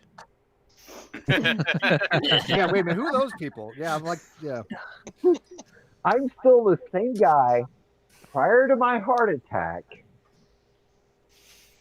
that remembers hearing Kara's first person. She almost gave you another heart attack when she popped on camera real quick at the very inopportune angle. On movie night when I drank myself to oblivion. Oh, that was you. Yes. That was me. He's the Yes, one. that was He is. me. He is the one we almost killed. Oh, Gareth, God. are you doing movie not nights even- too? Are You were doing movie not nights? anywhere near me dying. You were not anywhere near that point. Oh. Trust Well, me. Oh no! That's- No!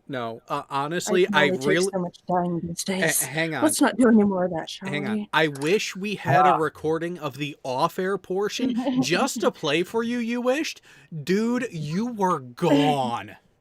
I warned you. I warned you how much we would drink on that show, and you didn't believe me. Well, it was the I gotta fact get in that. on that. No, wait a second. It was the fact that I listened to Schrodinger's cat after BTW. I was already halfway gone. Exactly, and I tried to warn you. Tried to warn you, but no. Was no, Tornado Pelt doesn't wanna present for listen. this show? Yes. Yes, he was. Yes, he was. With much. He yells drink every 2 seconds, dude. Tornado Pal, he's still around. He does not. He does not partake in alcohol, though. Yep, He needs to. he's still around. He was in the sales chat tonight. He drinks root beer. He cheats. He's a little high strung. Kid means well. He was underage, guy. Give him a break. Yeah. No, I was saying he needs to drink. Dave? It would kind of mellow him out a little bit. Dave, I don't he's know. 24. He's actually underage. He's not 24. underage. Yeah. No, he's not underage. Either way, that didn't You stop didn't tell me me or any that. of He's a us. nice kid. I did not drink a drop until I was 21, except for when I was 3. Yeah, there it is. Except for when. I am correct. Now I am So not. what is this invasion of Steve's channel thing? Oh, you don't remember when Steve made a promise and I'm keeping him to it? So I've taken over his channel for tonight. I don't know why I'm here.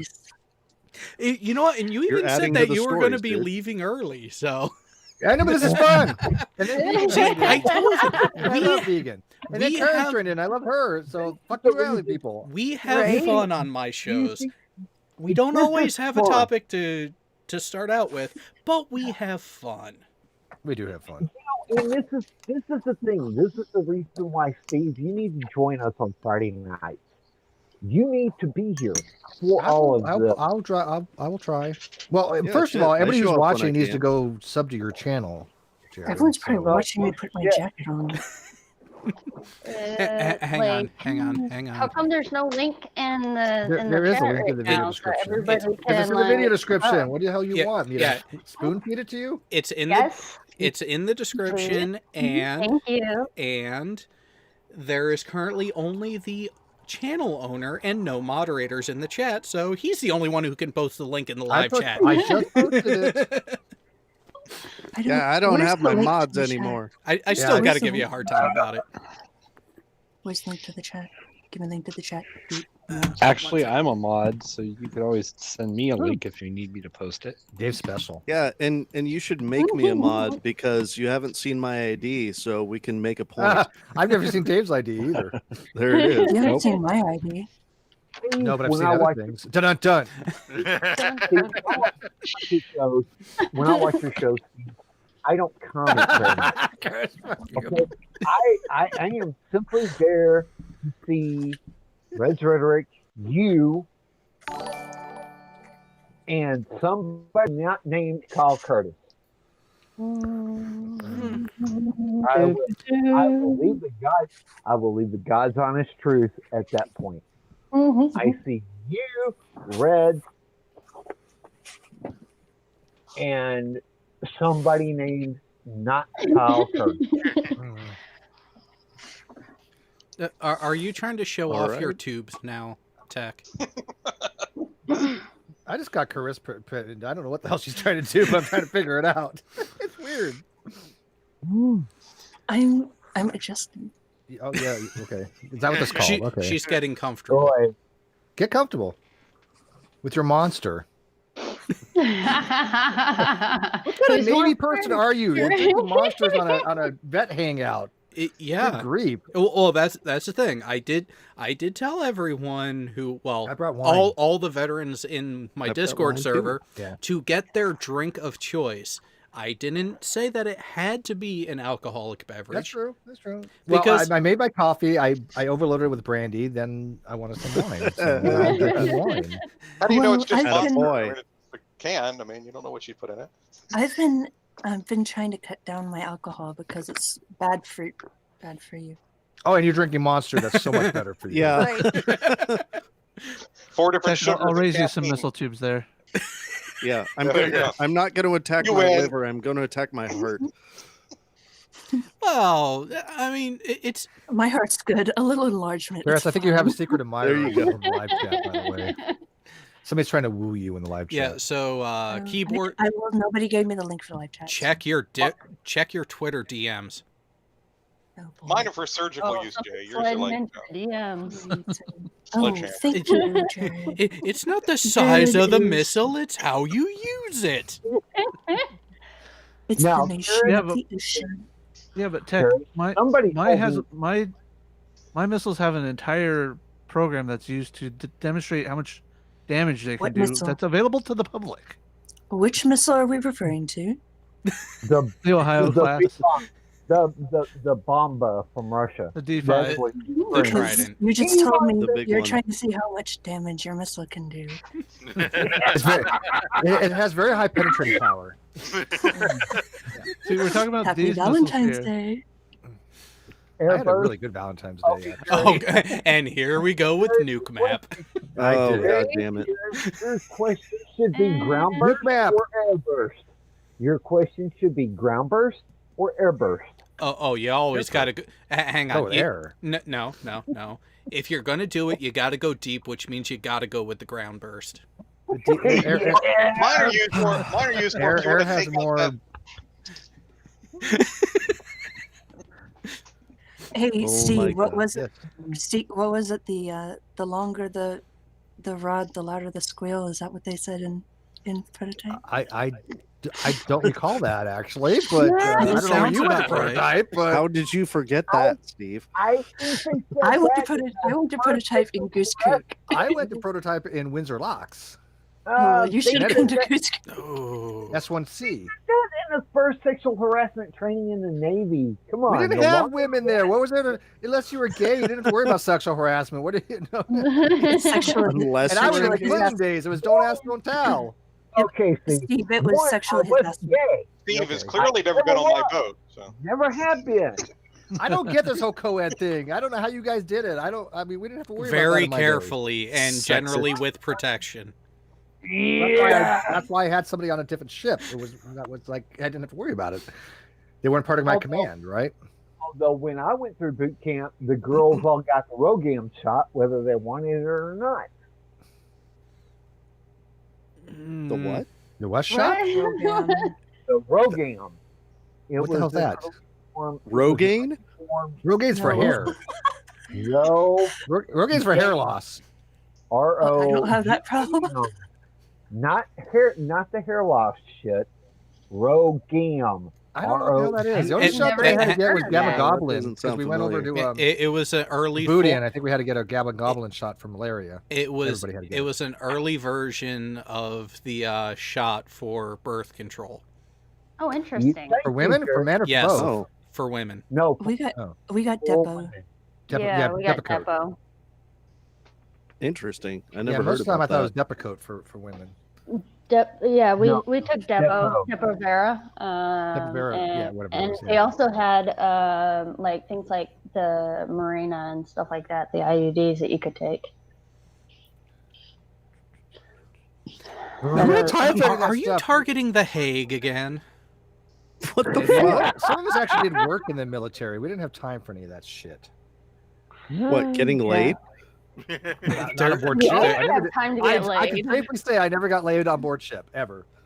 Well, I- I've never You been on a haven't. Now ship, on- but I never now had a on the problem pier. getting laid because I was married the whole time. I got a couple of friends of mine that got AIDS from one particular sailor. I'm Yep. I am not sure if I would really be saying that with such a bragging tone. Yeah, I mean, I got a couple of friends. Not me, definitely not me. I'm not going to say her first name, but I will say her last name because That's Because even that's worse. so much Right? better. That's even worse. Yeah, no names. it's a common name. No names. Okay, well, Don't dox a needless to bitch. say- Make a Needless- rhyme.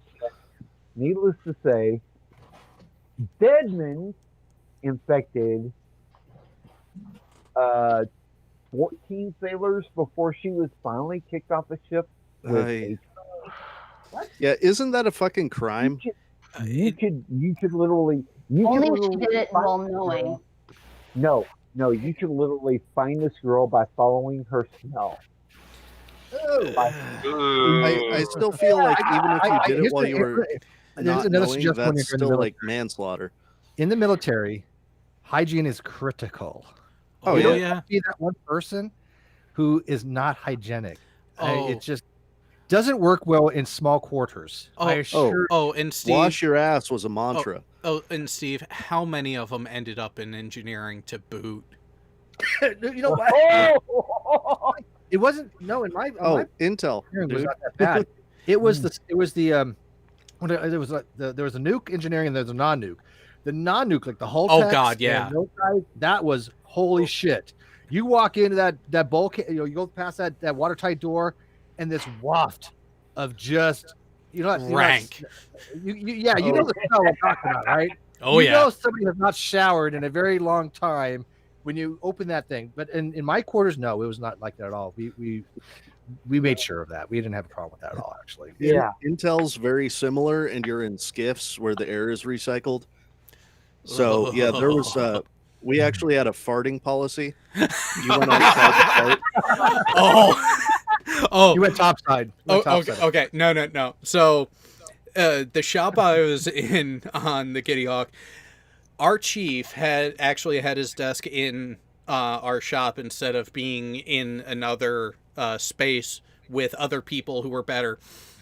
Because I'm not going to deny it, our shop was called the Island of Misfit Toys. Because for a while, if they didn't know where to put you in our division in AIMD, they sent you up to Shop 7. That's where I was. So the way the shop was physically set up, our chief decided to put his desk right in front of the air intake for the AC system in the shop. We had this one guy who decided to crop dust the front of the shop. Oh. The only person who actually got it, we just hear all of a sudden, oh God, I can taste it! And Chief ran right out the door. See, I worked in a comms van that was like, it was fucking tiny, and we had like a max of about 6 people in a crew. I think the most people we ever had in the van at one time was like 17 when we were doing a presentation.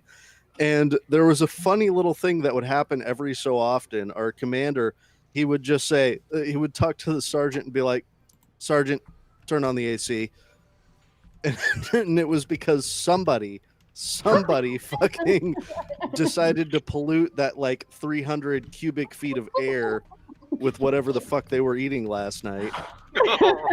And yeah, it was just, it as soon as it hit our commander's nose, it would be like, "Sergeant, turn on the AC." I had to jump back in. I had to jump back in because right now I'm working in a special position where we provide security and transportation for senior Department of Defense officials. And I know people that had gotten jobs to be the driver of the vehicle for the Secretary of Defense and then were fired because they farted right before he got in there. That is called a legend. No, I have one even better, and Jared will attest to this.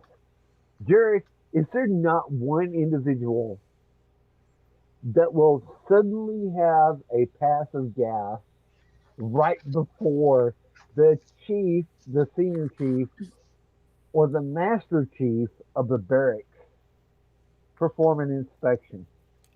Oh, there's always one in the group if you have enough people. Always.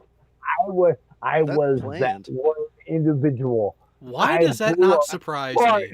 I blew the loudest flatulence right in front of the master chief of the barracks. Oh no! Oh, okay. You were the designated hang on. guy. Wait. No, this made 2 other shipmates, including my bunkmate, pass out. Oh no! You think you have balls? You think you have balls doing that? Wait until you hear his reply. His reply was, "Nice one," and he walked the fuck on. Oh no!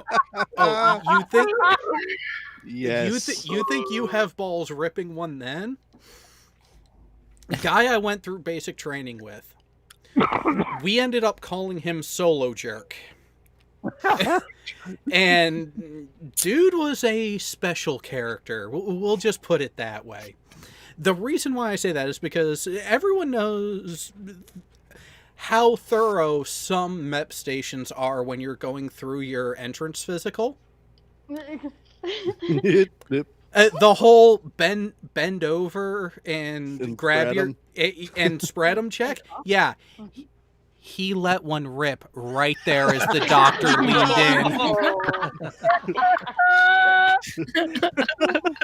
in. Legend. Now, I got one a little bit better. I will say that we didn't cleared have a 1-star out of our van. We had a 1-star coming in for a demonstration, and he was stepping on our tempo like we actually had shit to do, and my captain was trying to get him out of there, and he just tapped one of the buddies on the shoulder, and Buddy actually understood what was being communicated, and it took about 45 seconds before the 1-star was like, okay, well, I guess I gotta go. Nice. No, the best one was that we had a cousin of the EXO of the base. We had a cousin of the EXO of the base. Our EXO was Cap Tellis in boot camp. And she was doing a barracks inspection, and we had one of those. This wasn't me this time. This was actually her second cousin. Oh, I had a dildo in one of my drawers during one of those. In my division. Oh no. I'm Wait, sorry, you you have got those stepped on on, now? you wish. Wait. Is that part of your sea bag or something? So hang on. Since you brought it up, Karis, Navy issue dildo. one of the guys It was blue. hang on.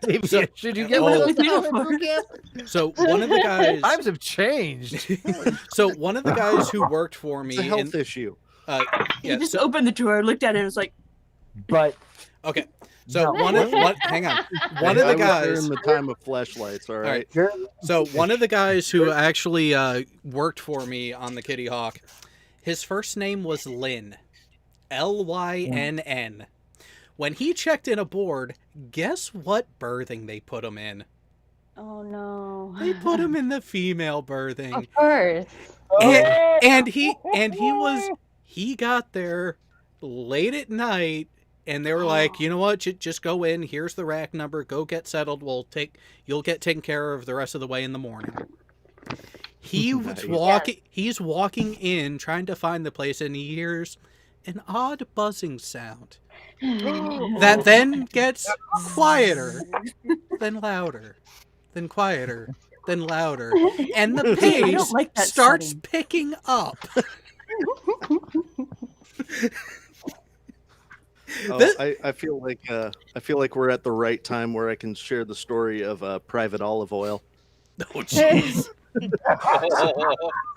So I don't know how they do it in the Navy, but when you get into basic training, they make you take your personal bag and dump out everything on the floor so the drill sergeants can go through it and make sure you're not trying to smuggle in any contraband. Yeah. Right. Okay. So we, there's like 150 of us in this room, and then we dump everything out. Drill sergeants go through it, etc. This one guy gets in there late somehow. I still don't know how he got in there late, but he has to do it by himself. So he dumps all of his shit out on the floor. And what falls out is half a bottle of olive oil and a strip of Magnum condoms. Drill sergeant is like going through his shit, gets to the olive oil and starts yelling at him, going, "What the fuck, Private? You think you were going to be doing some fucking cooking in the barracks?" And then he finds And the then- next bit. And then drill sergeant notices the condoms, looks back at the olive oil, puts two and two together, and the fucking mask of drill sergeant dropped, and he couldn't stop fucking laughing, and he had to fucking duck out of the room, and 2 more drill sergeants come in to start yelling at us to keep up the appearance. So, and we can still hear him out in the hall laughing his ass off. What goes through someone's mind to take that kind of stuff to boot camp? I don't know. I don't know. But that guy was forever known as Private Olive I don't know Oil how, after that. Karis, I don't know how any of this shit works. You got to remember, this was all after my time, okay? Steve, the way it works is you insert 2 batteries usually. Wait, you didn't have the three. Is that how you learn the word olive oil into the condom? Wait a second. My wife's vibrator operates off of 1 AA. The fuck? How Okay, cute! Hang on. Yeah. Hang on. It runs on one AAA. Aw, she didn't want to threaten your masculinity. Dude, Karis has like car batteries. Big ass B cells. Hers are like 3 speeds, low, high, and never need a man again. Daddy, These are fight words. Hers is a pull start. When you see the lights I had down to in the add house, right? You see, your computer goes. Hang on. The lights dim. Hang on. There are 2 words. There are only 2 words that I need to say. Remote control. Those are fun. No, Jerry. No. Smartphone app. The answer is what is a good way to piss me off? Stop pushing the button. Wait, Jerry, hang on. The question is, what does the remote control? A cell phone. Smartphone app. Yeah. Yes. Wi-Fi app. Maybe I should have that picture come on Jared again. There are apps for it. I mean, Yeah. Wow. Hang on. Here's the thing, though. The apps require Wi-Fi. You can't really do that in the middle of a restaurant now, can ya? Watch me. Bluetooth. Bluetooth. No, and see, I'm only required and data see that, connection. and see, And a lot of them are Bluetooth too. and see here's the thing. Here's the thing. The remote is about the size of the key fob on the keys. Yeah, Nice. they're not very big. There it is. well, they don't have to be very big. The fact that the females on this panel know that fact reminds me of a 1983-82. Steve, help me out here.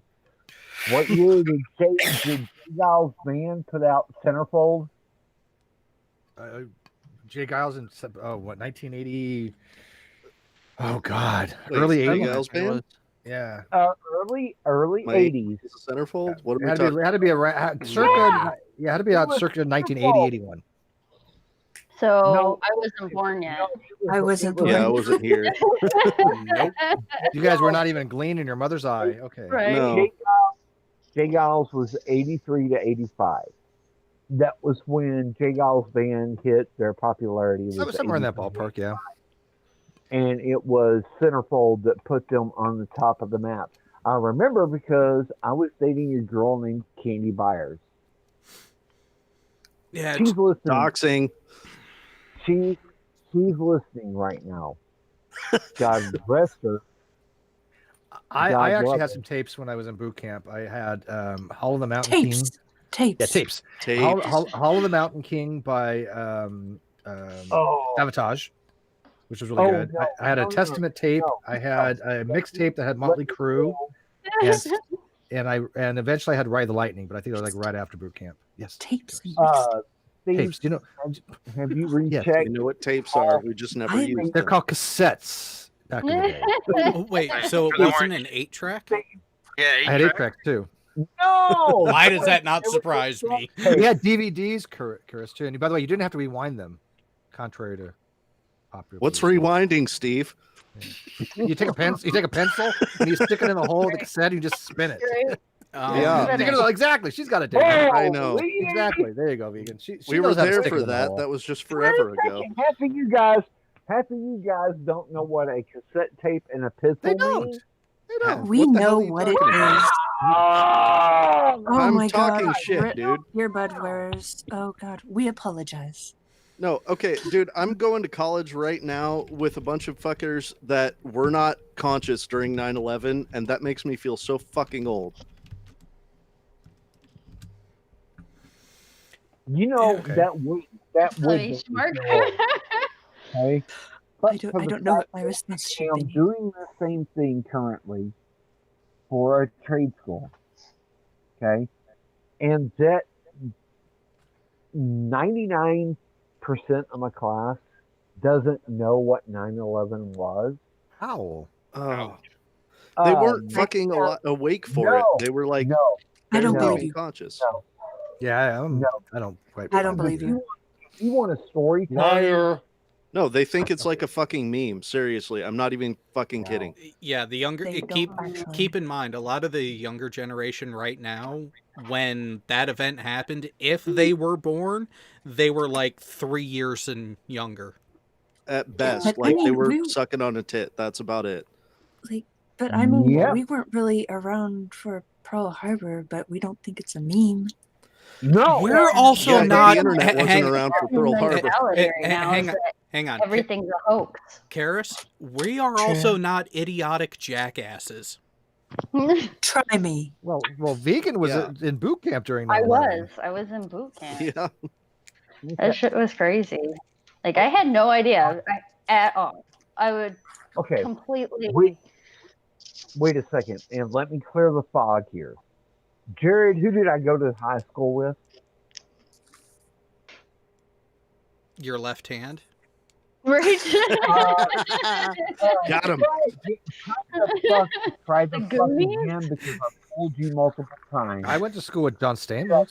He I went to my school. His sister was a senior when I was a freshman. Really? In Full House. Yeah, John Stamos. Yeah. True story. Jared tried Palma, California. and Nice. without the meme, who did I go to school with?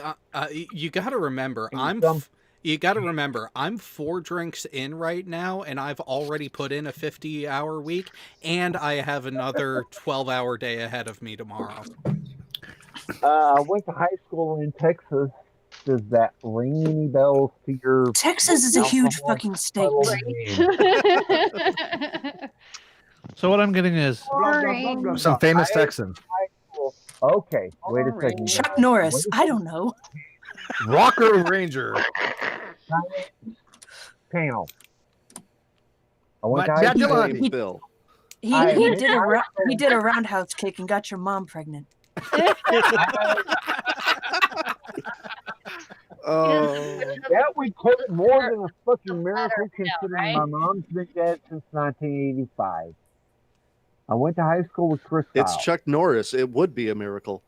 Oh, no, it's just Chuck Norris. Anything's possible. Exactly. You know, Chris met Chuck Norris when they were filming Walker, Texas Ranger in Ellis County, Texas. I went to high school in Midlothian, Texas, where Chris went to high school at. There is a picture, if you look on Chris Kyle's Facebook page, of him shaking Chuck Norris's hand. Nice. I grew up with the American. I grew up with the American Sniper. You want to know what hell is? Read the book. Everyone makes their own personal hell, though. That's true. Yeah. Yeah, it's called YouTube. Was I not using my actual mic this whole time? No, you were. We can hear you fine, or at least I can. Yeah. You're good. You're You have a good. beautiful voice. Oh, thanks. You're welcome. Which actually, Keyboard Warrior has asked, Karis, have you thought about a career as an ASMR artist? Every day. That would be a fun answer to the question. So, what do you do? Make noises. I eat apples into a microphone. Slowly. Right? I cut up little things of soap. Trust me. I read Edgar Allan Poe. You know, We funny you should do that. hang on. Funny you Chris mentioned actually did that. read Poe one time, didn't Let's he? do it. Wait. Didn't you actually read a Poe? Yeah, for Yeah, I remember that. Yeah. for a charity. No, Shit, called it. She's a narrator Yeah. for Bob Ross paintings. Here's some Please. Shakespeare. Yeah. Romeo, wherefore art thou? I Romeo? literally Wherefore art thou, have a- Romeo? I Deny literally thy have- father and refuse Yes, thy refuse name. thy name, and I shall not go your Capulet. There's some. She Downfall educated. Start. There's a no exit, and inside my actual bookmark is a Playboy thing. There you Wait go. a minute. No exit. You mean that's not just a tattoo that some people get on their ass? I knew a girl with that tattoo. Yay! No exit on your ass. good- Wouldn't that be like? good Is that play. you're like constipated all the time? I mean, Hey, you know what? Hang on. Entrance I is think it's available, more like apparently. Hang on, you know? Karis. We all know someone who is rather full of it. Well, I mean, there are many to choose Entrance. from. I don't know which one Exactly. you're specifying. You're gonna have That's to the narrow point. it down a bit. Exactly. Here's my point. Here's my Yeah, point. there's Plausible not- big dog deniability. Script. If you think I was talking about you, no, of course not. Wait a second. I've read that anal sex is the perfect cure for a woman's constipation. You're Or supposed to guys. take care of the Yeah, a man constipation told him that. before. Yeah. And But, it's good for you know, control. and here's the thing, vegan. I'm not willing to take another guy's dick up my ass. Well, Hey. your loss. An E6 once told me that giving blowjobs is the best neck exercise you'll ever get. I haven't been able to try it yet, And but jaw. so I hear. Right, jaw. Yeah. And your mouth. Yeah, you just You have to. You just Well, have to when be. you're coming up in the ranks and you know. The problem is well, when hey. you have like a monster gag reflex, Wow, if you can fit a monster all the way back there, goddamn woman. Jared, I'm gonna have to check out. Jared, You mean you didn't an hour ago? no. I'm down to one pill. I'm down to one nitro, so I can't maintain this. He can't take this. I don't blame him. Okay. This overt sexualization of Take what? Oh, there it is.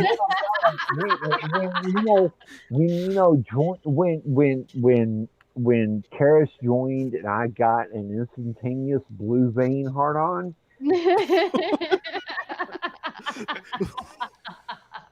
So your toes got hard?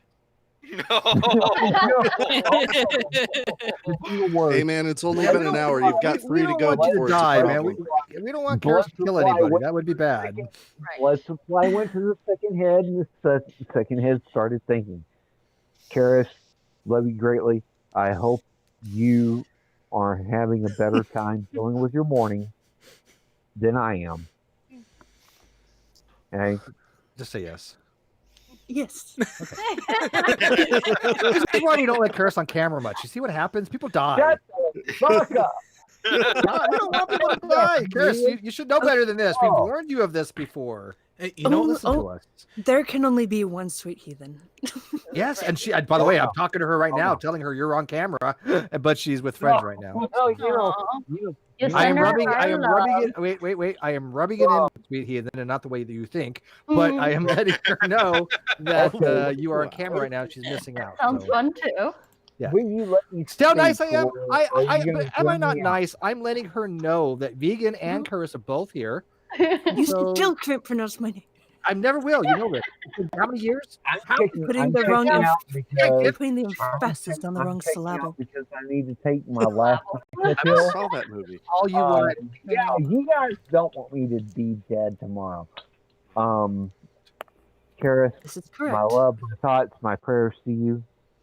Well, thank You you. notice though, I say Karis too, and she keeps telling me for years now, you don't pronounce it right. I say the same goddamn thing everybody else says.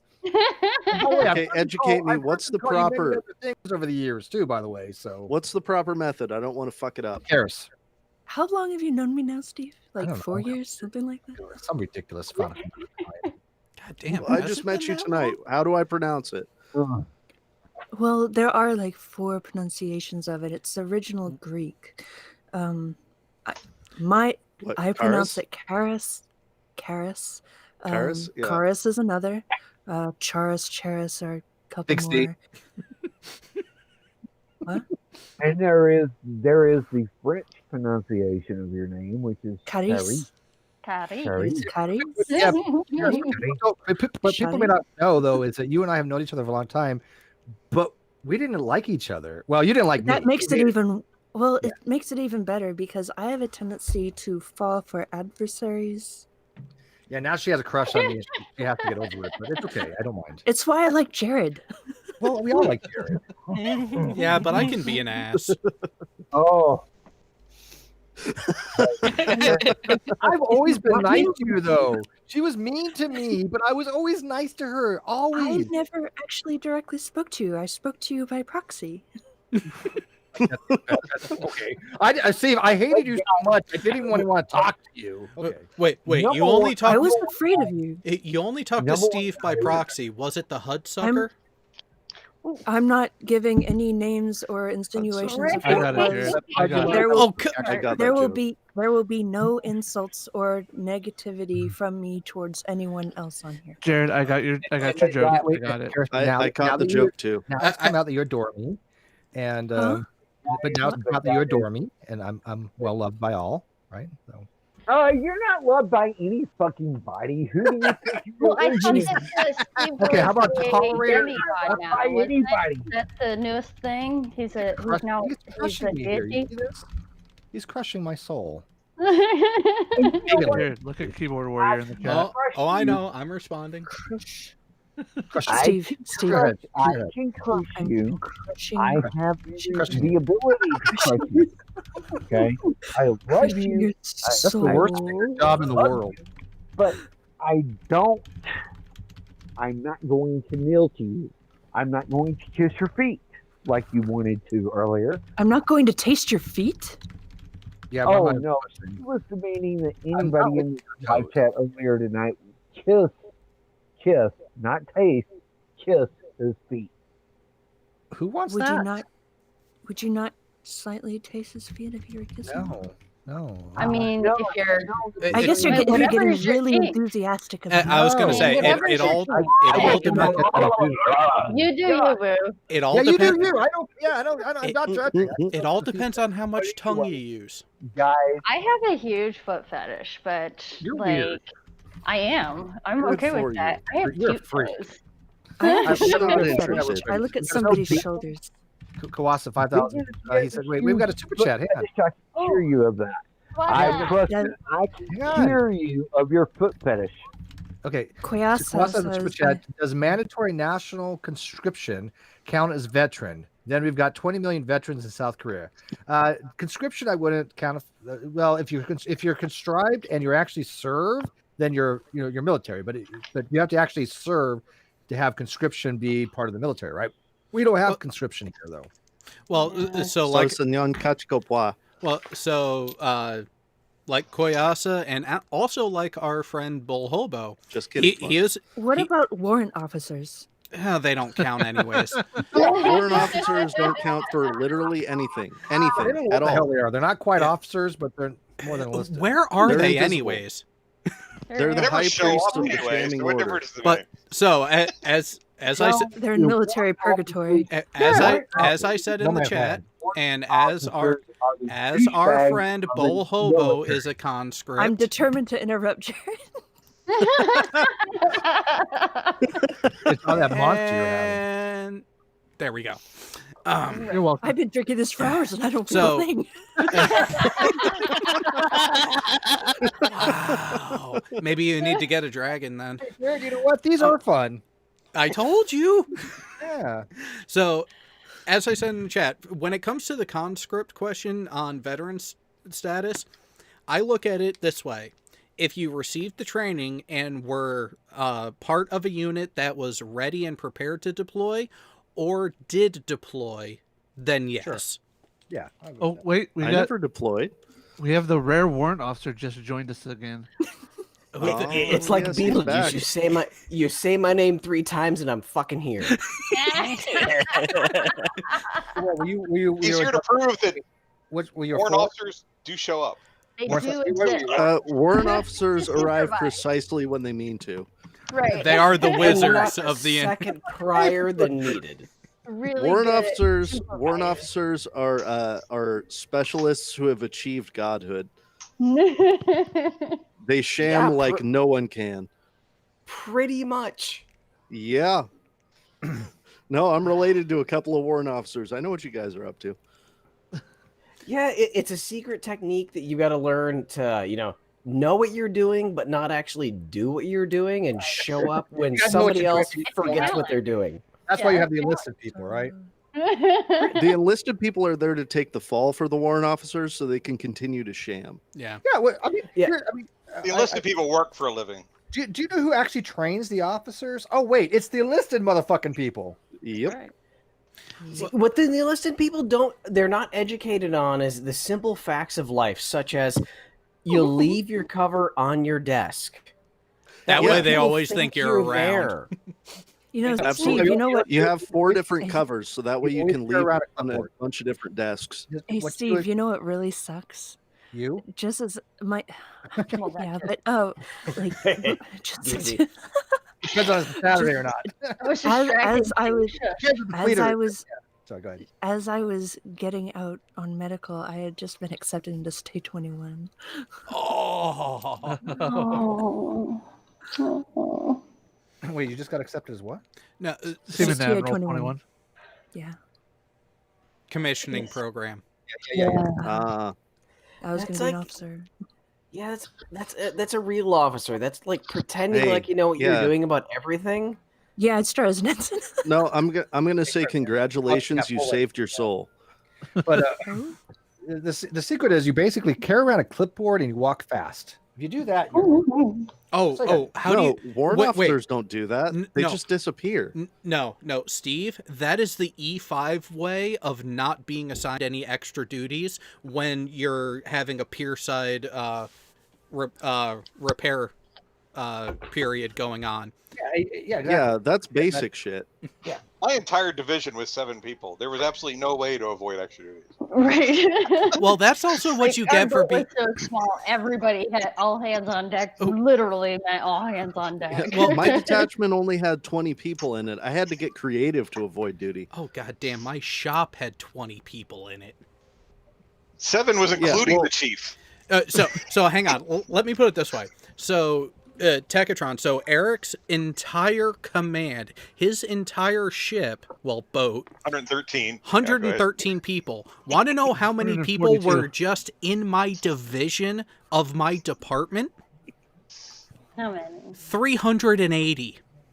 Damn, that's more than Also, what if you was on combine my ship. Tech's crew with my crew, We had maybe you wouldn't have 200. this issue. I am the king shammer here, I just have to say, because for the last year that I was in, I didn't even wear a uniform. I was that fucking good. Whoa. I've gone years without wearing a uniform. Just saying. Actually, is it? Okay, no. Hang on. No, I was a specialist. Hang I on. was a specialist, and for the last year I was in, I didn't wear a uniform. So, Furball, isn't the last time you wore your uniform when you got promoted? Well, before the transfer. Yeah, pretty much, yeah. Yeah, but you were a warrant officer, right? Oh, there's more specialty than that. Yeah. I was an E4 and I wasn't wearing a uniform for the last year I was in. I managed to fly, not just fly under the radar, but get on the good side of the company commander, or no, excuse me, the battalion commander. See, I get What all was your hot when I MOS? think of Sweet. 35 Sierra. Intel of some branch. Yeah. Yeah, SIGINT. I was working at Army Space Command, and I was an instructor at the Battle Lab because I was awesome at my job, and so my commander told me, "Hey, people aren't going to take you seriously if you wear that sham shield around, so just show up wearing what the contractors wear." Nice. And I managed to ride that one out for a year. Nice. So tomorrow I've got to get in a plane to a desert, and I'm bringing a suit with me. So, god damn That that sounds fucking like so much fun. and body armor, a suit Ooh, and body I know. armor. Wait, Nice. wait, love that shit, wait, right? Furball. Feels the best. Hang on, Furball. Your gun will finally match where you're going. Oh Jesus Christ! If the army hadn't fucked that up. Oh, Furball. It should have been new one before he Damn goes. curious. He's going to go where it's 125 degrees in February. Karis, it's Friday. It's not Saturday yet. Okay, it's Friday. She's tilting the camera again. Yeah. And demonetized. So May what? or may not We have. were Karis demonetized Pickle. an hour May ago. or may not. Trying to get my channel off YouTube, aren't you? I was demonetized the We moment need to I find came out on. what poor unfortunate cases took him from Washington And we're going off air right now. to the Persian Gulf. What unfortunate case is taking you from Washington to the Persian Gulf? Oh, you see that? Pay attention to the news, and you'll find out. Yeah. Right, I was gonna say you don't really want to say anything. I should talk to a couple of my buddies and see what you're up to. Yeah. Okay, I got a question. We might have an answer. Answer. Okay. There's some What kind rate- of answer. Well, some people have already mentioned theirs, but not everybody. So what rate were you guys? MM. Though all the MMs told me I needed to be an ET. Because I'm such a nerd. I was an ABE with the secondary in EO, which is Aviation Bosun's Made Equipment, with the secondary in Equipment Operator, which meant I could do You were a blue shirt. both. I was a green shirt on the flight deck, and I was Equipment Operator on shore. Oh, fun. Yeah, BM, what were you? Or what are you? Were or are? That's two questions. Well, okay, Both. what are you currently and what were you? When I joined in '98, I was a 13 Bravo, field artillery. Yeah, uh-huh. And then you're gonna hate me now. Crossed over to be a 31 Delta, a CID agent, and Oh, now I I'm a don't hate warrant you. officer in the same field. Oh, you get to do some fun shit. For all the Navy folk in the crowd, NCIS equivalent. You do. Except we don't have a fucking TV show. Sorry, like five fucking TV shows. So Furball has like I flag bullshit because NCIS agents are all civilian contractors. Yeah, NCIS. Furball has like No. If they're working in conjunction with the military, then they need one guy that's in a uniform that actually works with Jag. Them. No. So the way it works with the NCIS is that they're 90% civilian and they've got a handful of Marines, because the philosophy was that the only people that go into a combat zone are the Marines, so we need to send the Marines with them. The NCIS agents are able to go on ship. All right, so let me ask you, as a, I guess it would be a CID. What is the most common thing you have to investigate? Do you really want to know? Currently, nothing, because thank God I've ask gotten out of investigations and I'm just in protection. But for the past 8 years, sexual assault. Sexual assault. You know, I knew he was. Why did I know he was going to say that? Like I said, ask vegan. Yep. Army guys getting with Coast Guard. Stories. All right. So that's not everybody though. And Steve, I know Steve was Navy. He did the nuclear. Yeah, I already said it was MM1SW. Yeah. Karis and I kind of had the same path, but she was out doing prototype. Yeah. What is prototype? Is that like C school? B. Prototype is where actually you have the hands-on working with the reactor. So you go through A school, then you go through the power school, then you go through the dark side of power school. You get to learn all the secret stuff, and then you actually go to a working reactor. You have to learn all about that working reactor. Then you have to be able to explain that working reactor to somebody else. And then you go to the ship, and you forget everything you learned about prototype because none of that actually matters any longer because you're on a completely different ship. Because one of them was S1C, which was submarine first generation combustion engineering, but in my boat was that D2G, which was destroyer second generation General Electric, completely fucking different And system. of course, aircraft carriers, because that's the only kind of ship we were A5W, allowed to get. A6W. Yeah. So it's 6 years of your life that Well, I you mean, learn technically, shit, basically. we couldn't be on a sub at that time. Yeah. You were lucky you were in the nuke program. It was Remember? 2004. I was. Yeah, I'm telling you, women were not allowed the nuke program for there was medical reasons mostly, but Yeah, when I was going through boot camp at that time. I'm they- now they aging did myself. not- Like everybody's doing the math. Right. Well, no, I mean, like, even when I was in boot camp, they didn't allow women in submarines and stuff like that. So, Well, I mean, we weren't allowed on submarines, but we could go on carriers. yeah, but the reason being is mostly because of radiological considerations. Yeah. Yeah. Yeah, women were So it's were They medical opened. labs on Yeah, they opened the carriers nuke. in 1996. Not sexism.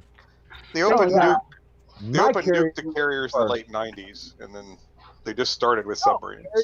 Yeah. Carriers were 1996. You can go back and look it up on YouTube.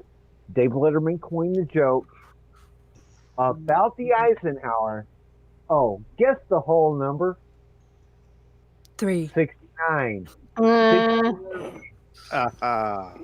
The joke was, if the boats are rocking, don't come a knocking. classic. That was my boat. That was my boat. That's my claim to shame. Because of the 300 women we took on board in 1996, That must have been a we only really returned nice to day. port. We only returned to port with 7 of the original 300. A lot of us got pregnant. I wasn't one of Yes. them, but a lot of us got pregnant.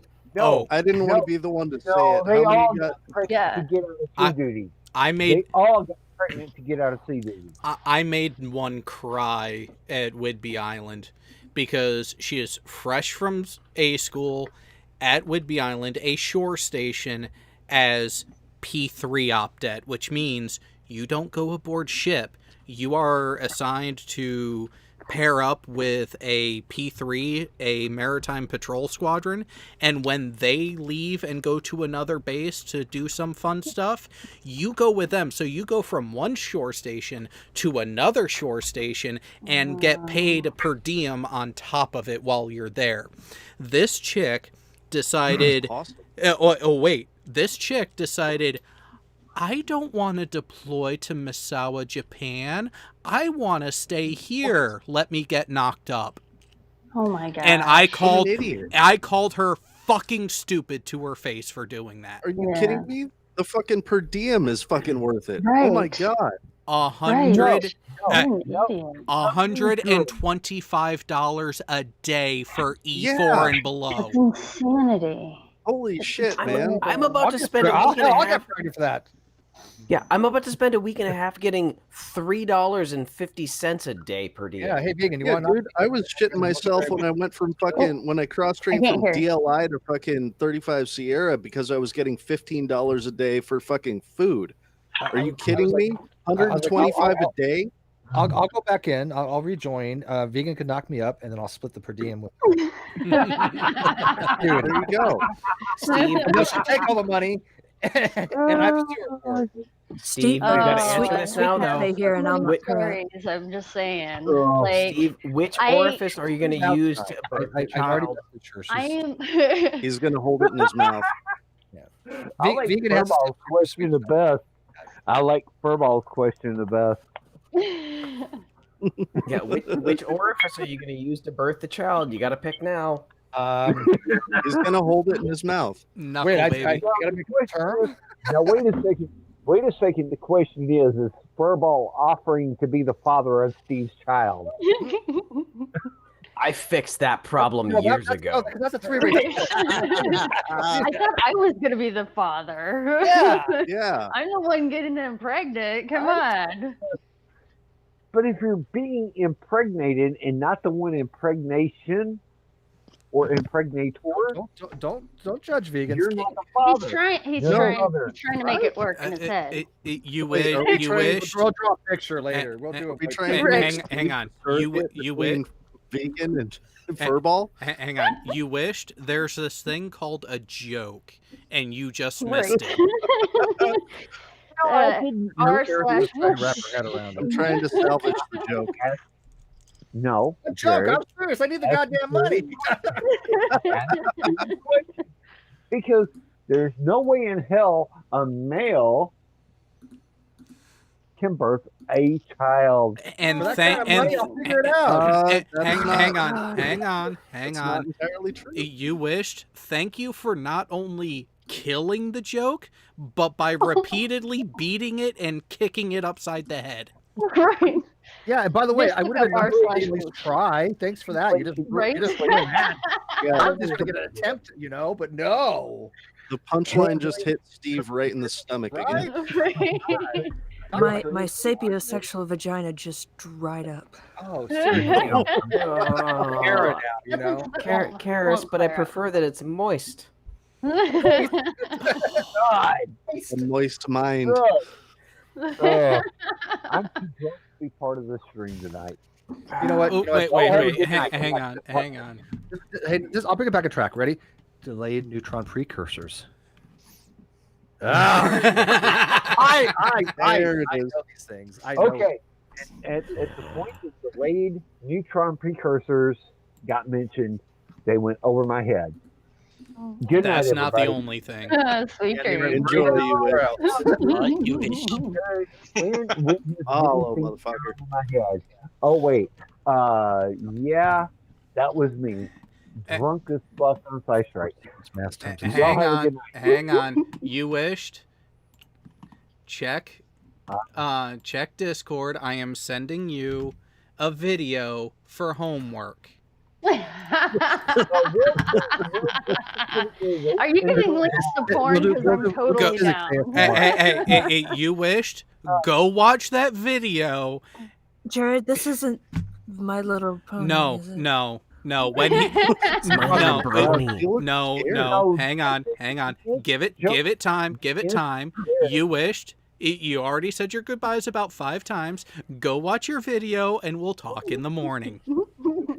Pressure exerted on a closed fluid at rest will be transmitted equally undiminished throughout the fluid into the walls of its container. Oh, God. What are we talking about? Fluid into the walls? All right. Who's fluid? So for the people who are wondering, the video that I sent him to watch for a very particular reason is the Z Frank video on YouTube, True Facts About Marsupials. You wished is a koala. Nice. Okie dokie. That's adorable. I thought it was between me and Jared. Jeez. Whatever. Actually, that'd be more. I think my favorite True Facts one is. Yeah, the wasn't I in octopus. this somewhere? I don't want to be left out now. I think my favorite of Okay. Zip Ranks is True Facts about the octopus. Bobbit worm. All right. right. Oh, I've said goodnight once. I've got to say goodnight again. I should probably actually go join my wife on the couch. I got to get on a plane Bye. tomorrow. Yeah. Bye, guys. Go spend time with your wife. Bye. Good luck, Sweet homeboy. dreams. Fun, thank you. He's already replied, "You fucker." Good. Some people should know by now.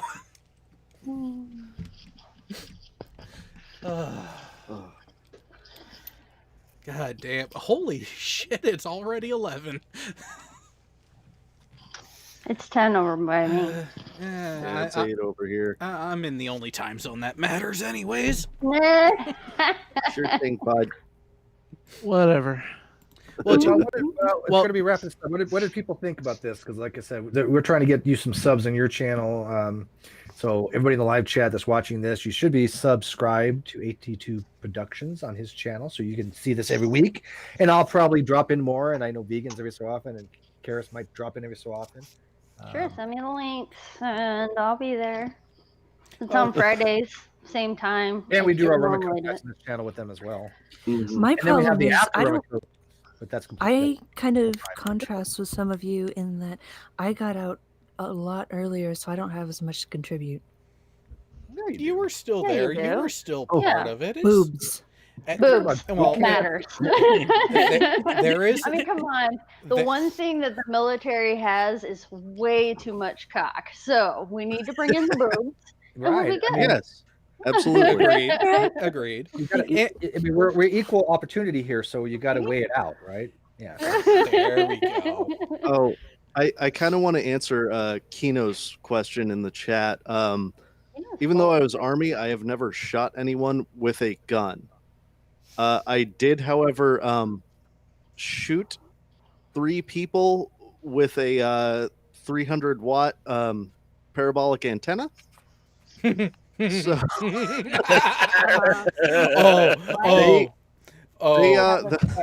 so we were we were running operations, and this was stateside, and we were aiming at a particular satellite that was like less than 10 degrees above the horizon. I won't say how much specifically, but we were pointing it at a field because that's where the satellite was, and there were 3 surveyors out there, and we ran outside and we're like, hey, we're transmitting, you guys should really move.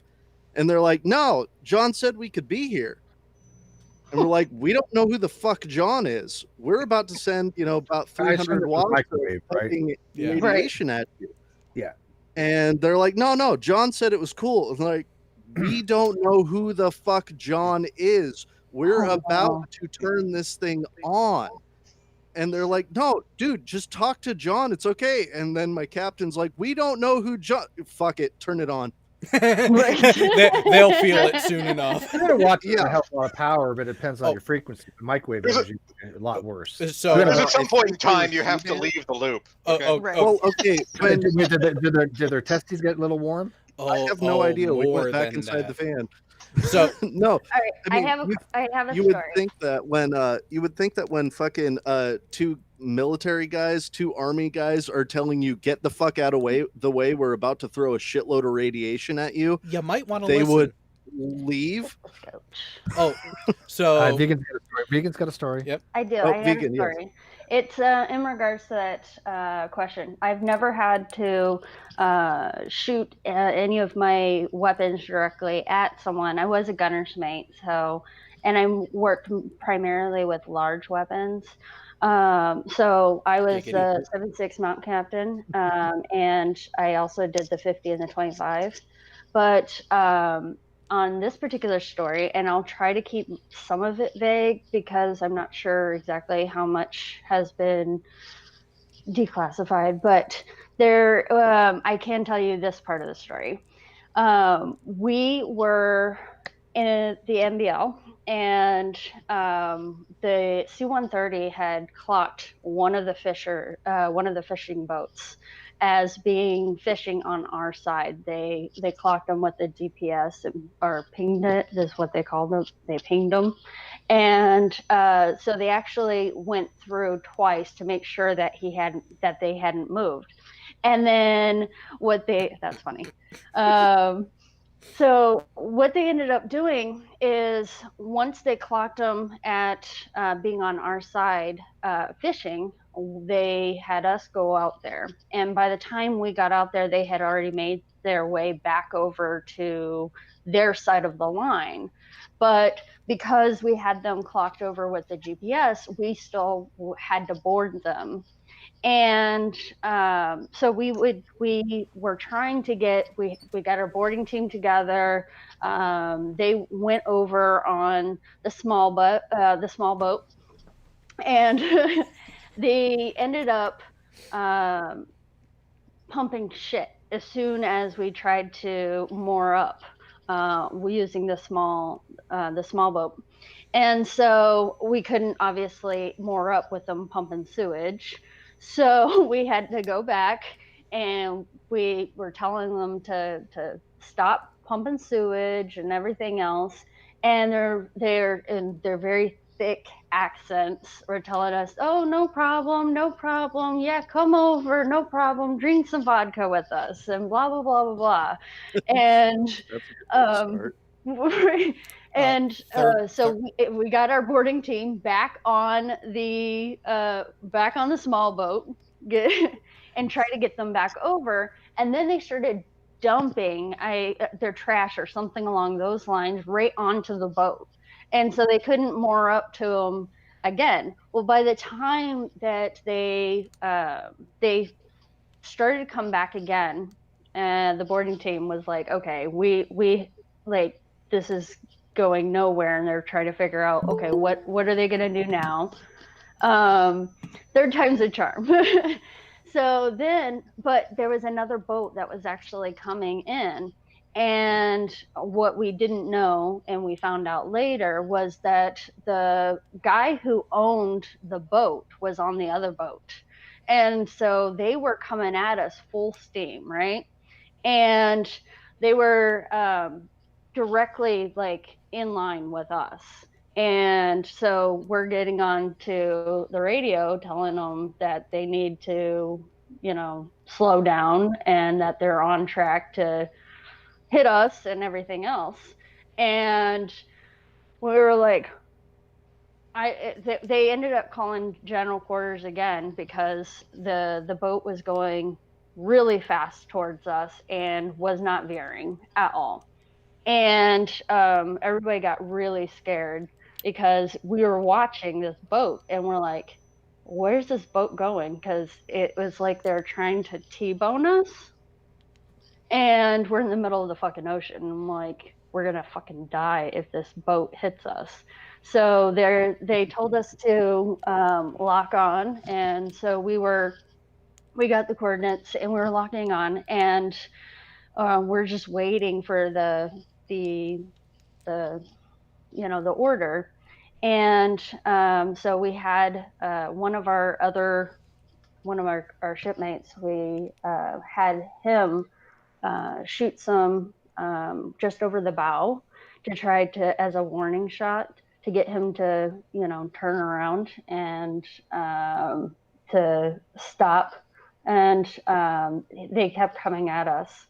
And so finally, the captain was like, all right, let's see what he'll do if we point the 76 at him. So we swung the 76 over, and as soon as we did, we see the other aft end of the boat turning. Oh shit! No! They got so close to our boat, so we could literally, if we were on the fantail, you could literally jump from the fantail to their side of the boat. That's how close they got to hitting us.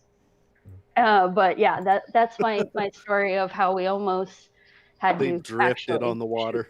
Yeah, like seriously, like they were so fucking close. It was Jesus. like, damn. Jay, show that one. Okay. But so God's Auditor, the that whole transmission bit that you said reminded me of something that someone tried to do aboard my ship. So I'm not surprised. hang on. Let me put this image in your mind. How many Get off the deck? No, how many of y'all remember the slogan for the ballpark hot dogs? They plump when you cook them. Oh, that's right. Oh, Yeah. you're going to tell a story about seagulls, aren't you? Oh no, even better. So, the E2 Hawkeye, yes, it has a powerful radar dish atop the aircraft, but it also has a trailing wire antenna for its high-frequency radio communication system. It uses a drogue, and it can trail out a, was it a 18-gauge pure uncoated copper wire antenna for up to 3 miles. Yeah. HF transmitters for voice communications are fucking powerful.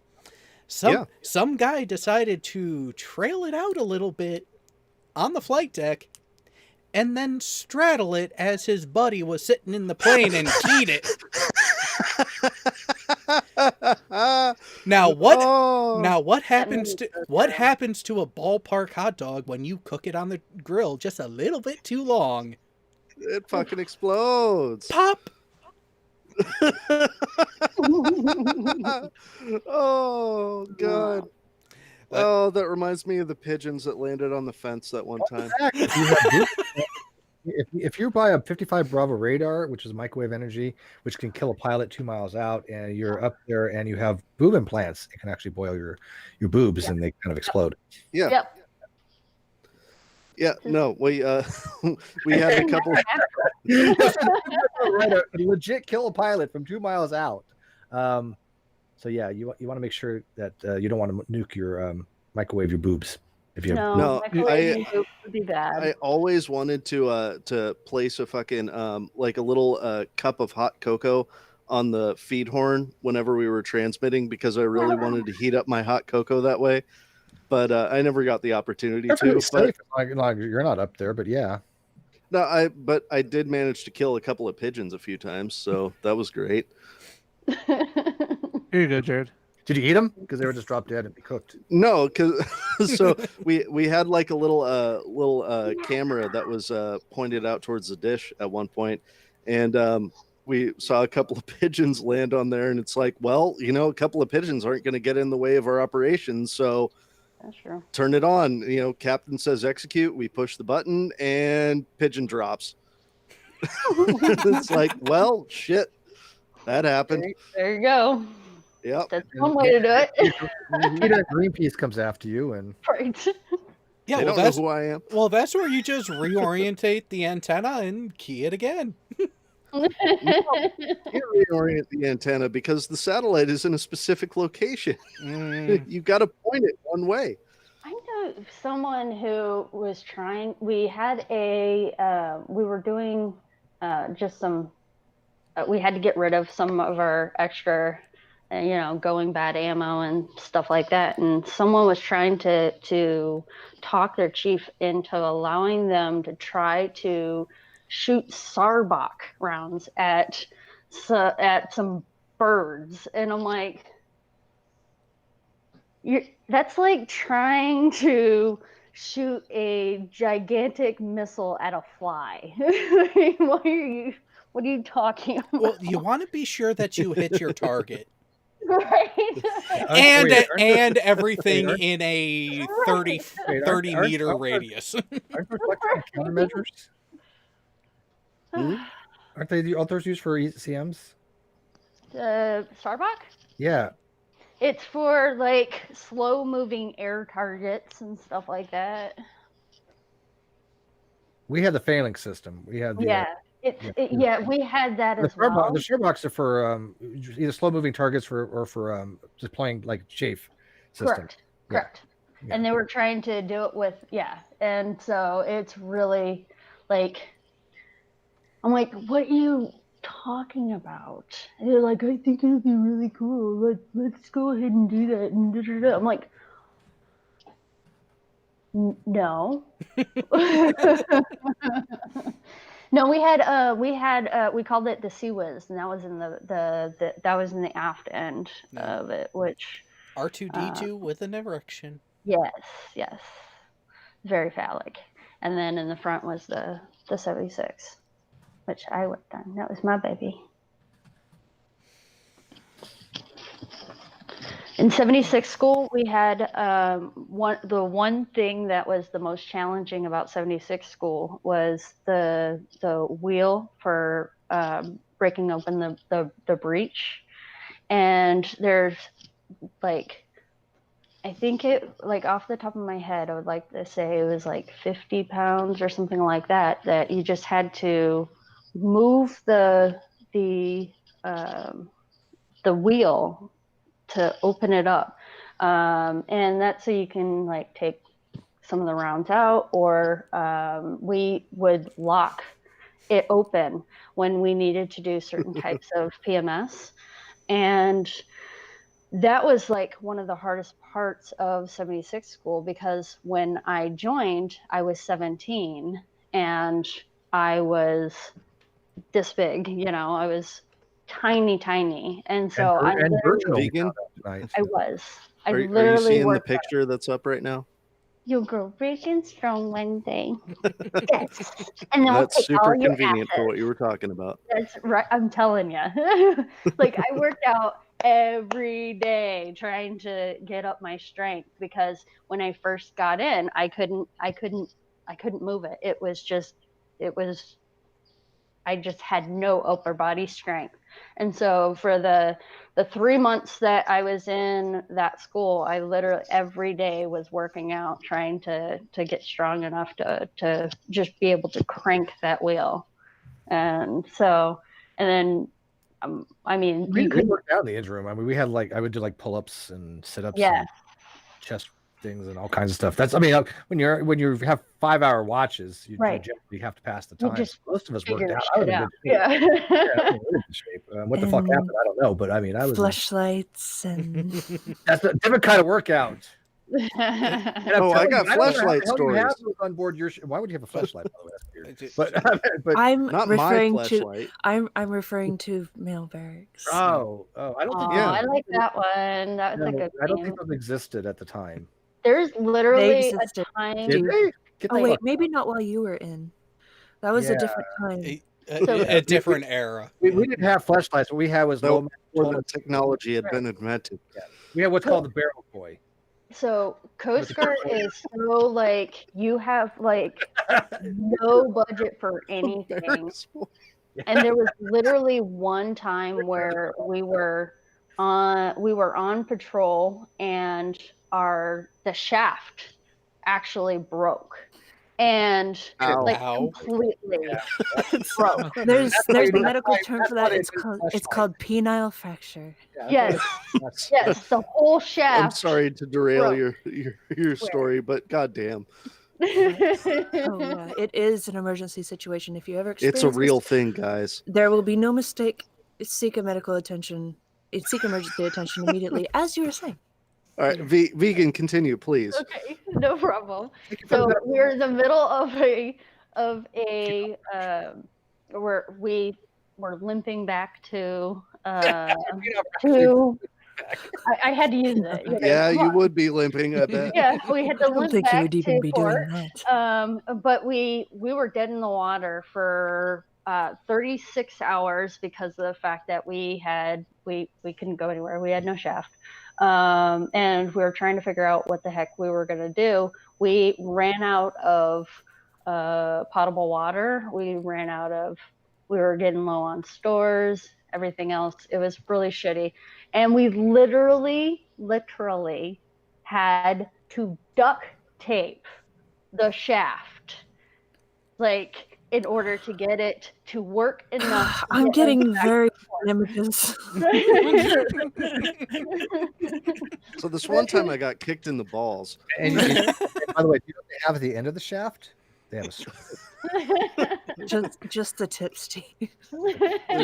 Oh God, there's too many euphemisms. True story. One of the most classified things about a ship is information about that screw. The number of the type of impeller it has, the number of blades it has, the pitch of it is, the cavitation. Those are all very secret things because if a person like a submarine knows your cavitation signature, they know what ship it is. They have information on it. They can, They can do the math on all of that. Yeah. So people think information about your shaft and screw, privilege in private. I'm telling you, like it was crazy though because we had, that was one of my, it was like my third patrol, and I was just like, what are you talking about? I didn't really know too much about everything, but we literally had to duct tape to get back. I was like, that's Coast Guard ingenuity for you. You literally got to do what you got to do when you're in the middle of the fucking ocean. Yeah. Well, we had a jerry rig so much stuff it was ridiculous. Right. There is I guess we would end up being like limping around on our outboard for a short bit. Well, there is a great saying the though. shaft. If you can't duck it, fuck it. Fuck it. Fuck it. That's right. Yep. It's a true story. We had 4 valves that were in next to the reactor compartment, and the 4 valves were sub, It was More euphemisms. Yeah. One was called Suck, which for the primary. It seems Keyboard Warrior is late to this party. Well, keep in mind there is a minor delay because we are using OBS. Oh, that's right. It was, I can't remember one of them was called Fuck, and what the Fuck valve did was, seriously, one was Suck, one was Fuck, and what Suck did was you basically replenish water to the secondary system, but what the Fuck did is open it up to sea. So seawater would come into your secondary system and your primary system if your reactor got too hot, because if you had opened that valve, you were fucked. you're done. You're dead in the water. Your reactor's never coming back because you now exposed the primary side to seawater, which is going to be gross. That's not good. It's not good, right? So that valve was chained. It had to be chained at all time. But we had a valve that we actually called the fuck valve. Yeah. Oh, nice. Yeah. A fuck valve. All right, that's my new term. I'm using that judiciously now. The fuck valve. And with that, right. And you got to say it right. Fuck valve. And with that, with the best named valve in the U.S. Navy. No, wait, Jared. No, wait. The best named valve was actually the DD-214 valve. There's a valve. Dirty Drains. Yes, I swear to God, Dirty Drains 214. That was the best named valve. We all wanted to get the fuck out. Right. Yeah. Well, I got the wonderful DD-214 blanket. But speaking of, some of us motherfuckers got to be on the road for work in a little over 4 hours, so it's time to call this to an end for at least the live portion. And thank you all for your service. Yeah. And thank you, and thank you for taking this invasive persuasion of insolence onto your channel so well. I mean that is a thing, Steve. You always take it so well. Steve can take a lot. He can really. Jared, looks like you have a fellow brown shoe out there. Yep. I've learned to take it quite well. Thank you. Hey, the wire chasers. We gotta end it with a double entendre. Oh, of course. But Chapter House, this glad to see you. Yeah, right. Glad to see you. We are wrapping up. We are getting out of here. Go ahead and watch the replay. If you want to see more of this insane, asinine bullshittery where we're laughing at each other and anything and everything, go on over to my channel where this happens just about every Friday at 8:30 p.m. Eastern, 5:30 p.m. Pacific. And if you don't want to watch the whole video, just go 87 minutes in. Start there. Start there. Is that Oh, I typed that. Yeah, fuck yeah. Committed to memory. Downloaded. Very nice. Now you know what the snapshot's gonna be for the thumbnail. He's gonna be like, Steve, where you been the last Lord? But yes, in a matter of moments, movie night will be starting over on Strike's channel. So if you are interested in further damaging your liver while watching stupid, go ahead on over there. In the meantime, these people are going to do whatever the fuck they want. I'm going to get some sleep and then try not to run too many assholes in Connecticut off the road in the morning. Wish me luck. Good luck. Good luck. And good night, everyone. Thanks for having us. Yeah. Bye. It was fun. Bye. Later. Bye.